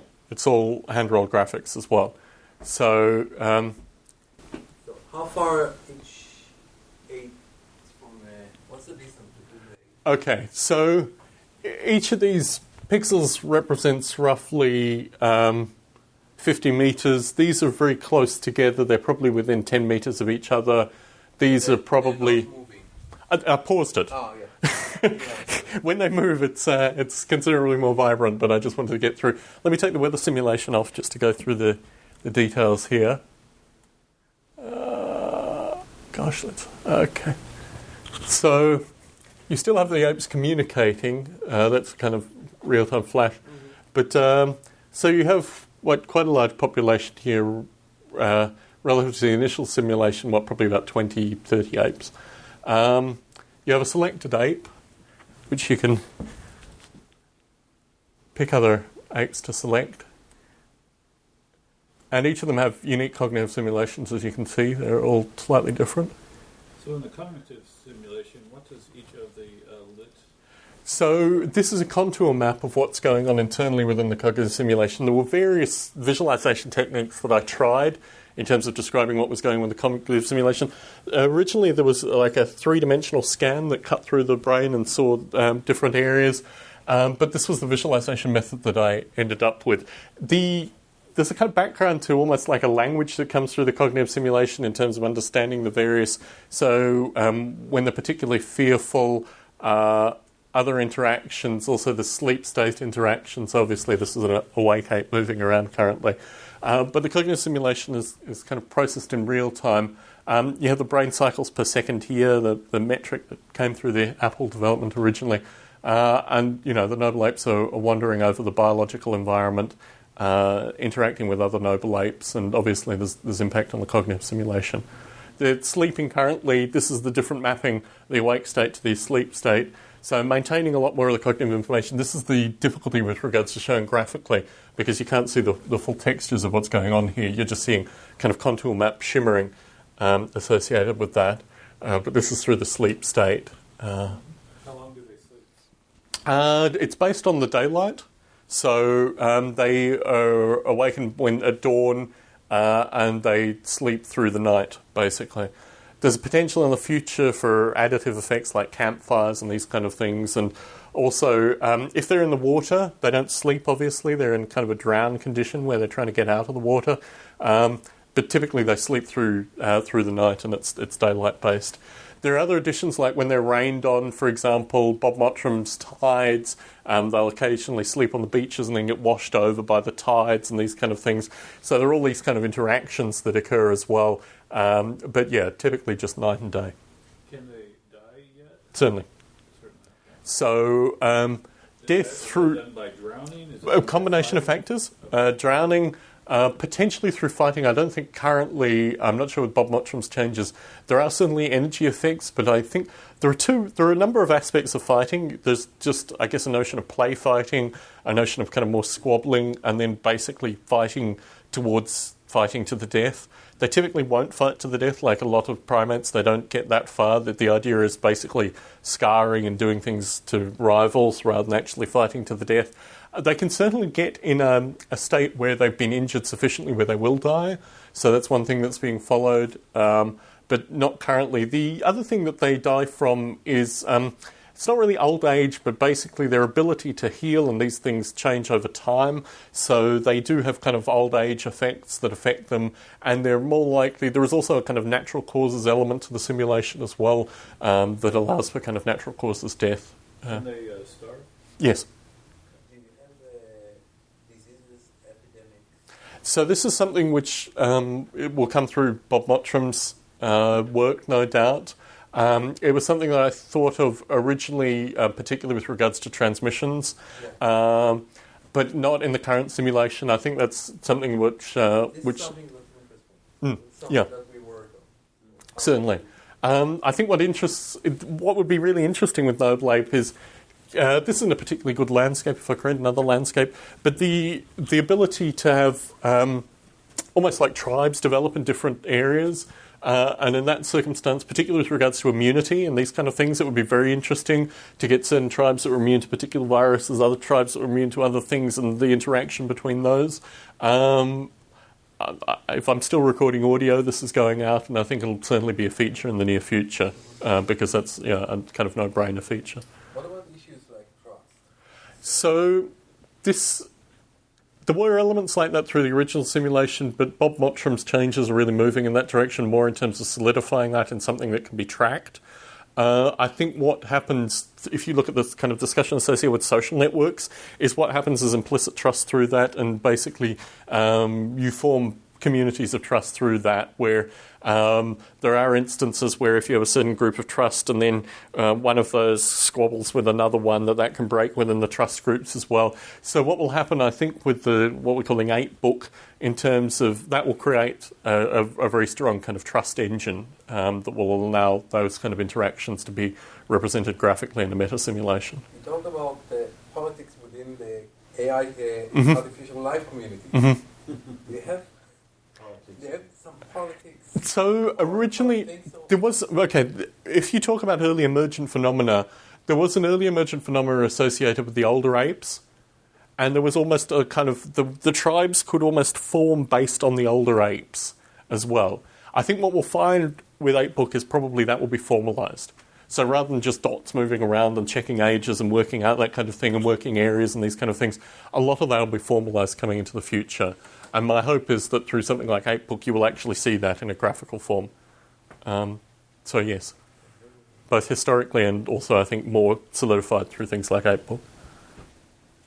One thing about this, when you talked about your narrative engine, I was thinking about sort of the work that a lot of the stuff that I've done, as you know, is very visual oriented, but there's so much stuff going on here. In fact, when I did Gene Pool, I specifically didn't want too much going on because I wanted anything that's going on in the simulation is clearly visual. But you've got so much going on here, so much psychology and stuff, that the narrative engine almost seems like a good output for that. That's what I feel. That you couldn't possibly create a visual experience that captures the whole thing. Exactly. So, part of this is to do with moving from 4 windows to 2 windows. And my real concern with regards to moving to 2 windows, basically this information was in a separate window and this information was in a separate window. So moving it to 2 windows really overwhelmed this in terms of the interface. But I agree with you. I think the narrative engine, what interests me, I have an iPad version that I'm working on currently, is the ability to have narrative engine output in the iPad version and also to be able to select apes and have the ape script that you can actively debug. I think the text interface to that through something like the iPad, where it's all in one interface, is going to be very powerful. So my interest is kind of scrolling narrative engine, feeding back into this too. You were talking before about having graphical representations of the biological organisms and maybe the apes. Are you thinking about it in this view? No. This will be a completely different view.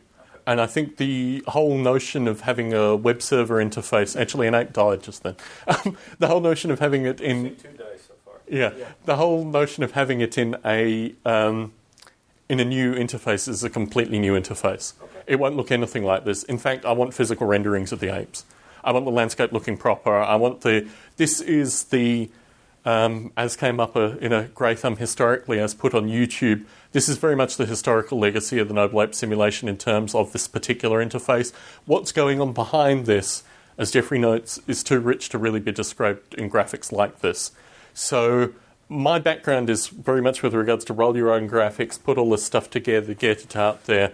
But I'd like increasingly to be less responsible for the graphics and more responsible for the active simulation and pass the graphics out to people who do have a strong, particularly in terms of the first-person interaction.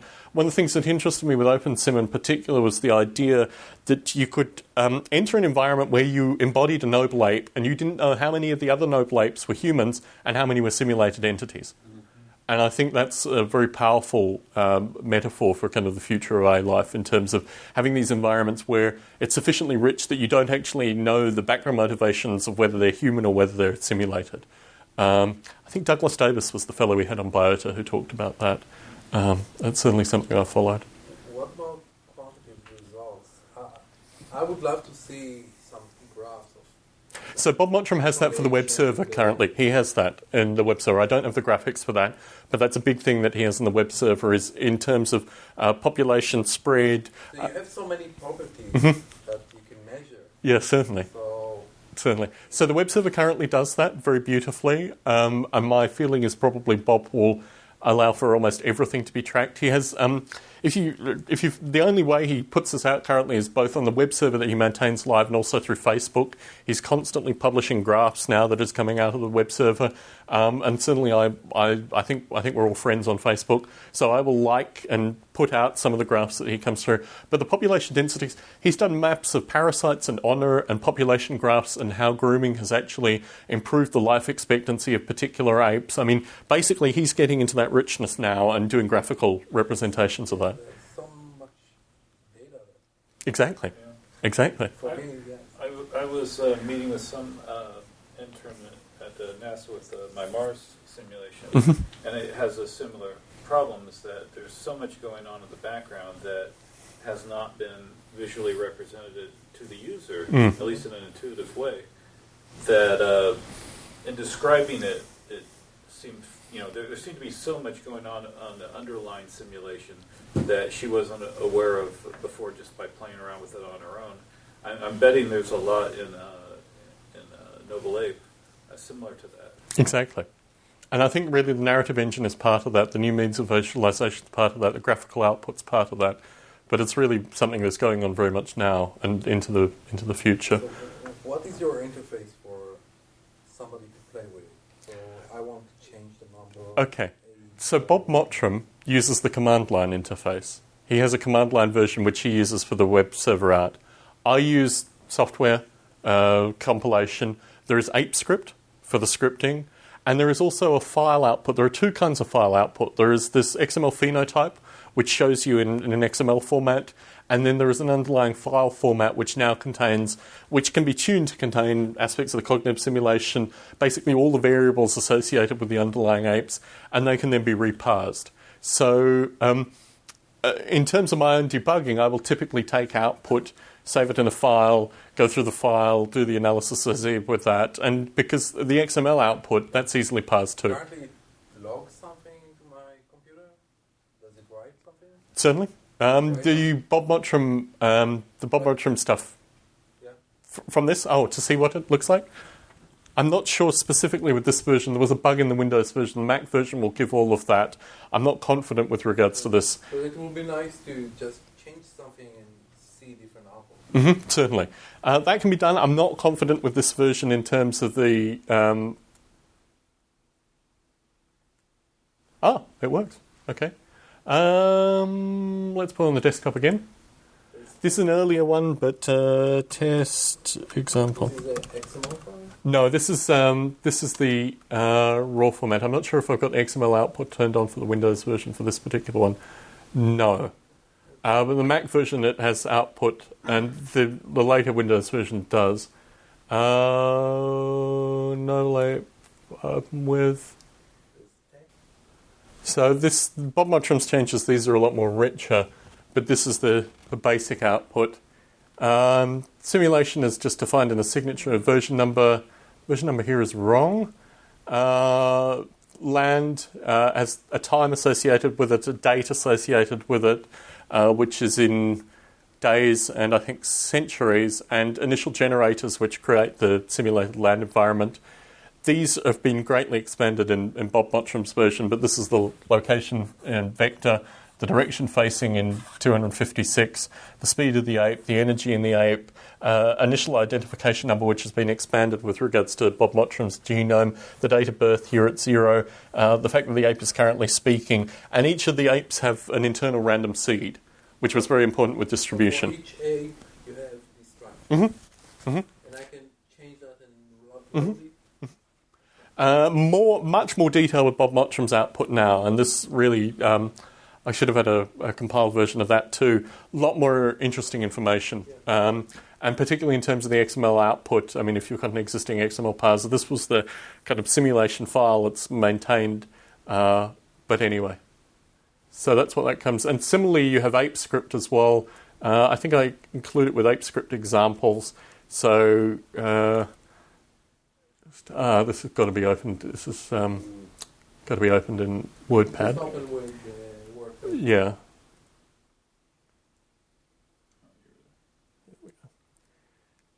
So ApeScript is very simple in this situation. This is just seeding random brain values. This is basically just explaining is visible is a good one. Brain flash is another good one. But very simple scripting initially. I really should put in Pedro Ferreira's cognitive simulation as well. But these are just initial introductions to ApeScript. Just putting initial brain values, creating a flash, continuing, making sure the ape maintains energy. Very simple ApeScript examples. But ApeScript itself, simple language with a detailed interface into the simulation, and certainly with Bob Mottram's changes, all of that is expanded in ApeScript. I can show you very simple language. But yeah, all the kind of standard operators that you'd expect. C-like, but the functions are actually variable pointers, so you can construct a wide variety of interesting things through the functions. These are the current interface. Bob Mottram's expanded this quite a bit, but randomization, you can create and calculate vector angles, output based on numerical land height associated with text. You can get out the time, the date, the weather, and these are variables that come out through ApeScript that can be accessed. Beings, current being, line of sight, which was an important one, just accessing various bits of information, external apes, linking that up is visible, obviously accessing all the aspects of the biology, and all this is expanded with Bob's changes. There's also a debugging component, which is really interesting with ApeScript because it shows you both the code output and the values that are going through the code, which is very useful in terms of understanding what's going on at a specific time. These are the various errors that come out of ApeScript. And I have also what was originally called kind of extreme ApeScript that goes through the basic uses of it to do more interesting stuff, creating various examples. Using the brain as memory was, so here, using the brain as memory, explaining the existing cognitive simulation, how to get it just as memory, and then the kind of stuff that you can do with it as memory. Again, this is part of the manual that's kind of provided with every release of the simulation, so really just kind of sparking people's interest with regards to ApeScript. But anyway, that's that. Yeah. What about phrase transitions? Have you found out interesting phrase transitions? You should see many phrase transitions here. Certainly. In terms of what aging or what specifically? A wide variety of aspects of the simulation? I believe you'll see phrase transition in the social behavior. Mm-hmm. So collaboration, fighting, crowding, Mm-hmm. crowded. Mm-hmm. Mm-hmm. So Bob Mottram's changes in particular have visually, the only way you can see it is with regards to movement interaction, obviously, but through the output of graphs and things like that, you can certainly see that. And in terms of hard barriers, where you can see that they're either breaking the entry of a phase, or you can certainly see that too. So yeah, certainly, yeah. And the interaction, I mean, initially when he just added grooming was enough to create those kind of grooming and honor. So you have this sight distance, what was it? Mm-hmm. Line of sight. Like, yeah, so I believe that you'll have also phase transitions there. Mm-hmm. So from a given distance, nothing happens, giving a little bit more. Certainly. Yeah, dramatic. certainly. And I think also eyesight and that, I mean, in terms of the genetic interactions as well, there'll be interesting things that come through that. Any more questions? Well, thank you. This is my first public lecture in the past decade. So the ability to actually talk about Noble Ape in this kind of format is really a luxury, and perhaps more associated with some of the problems that we were discussing earlier. But yeah, the ability to talk about Noble Ape is really a luxury, so thank you. Very impressive. Thank you.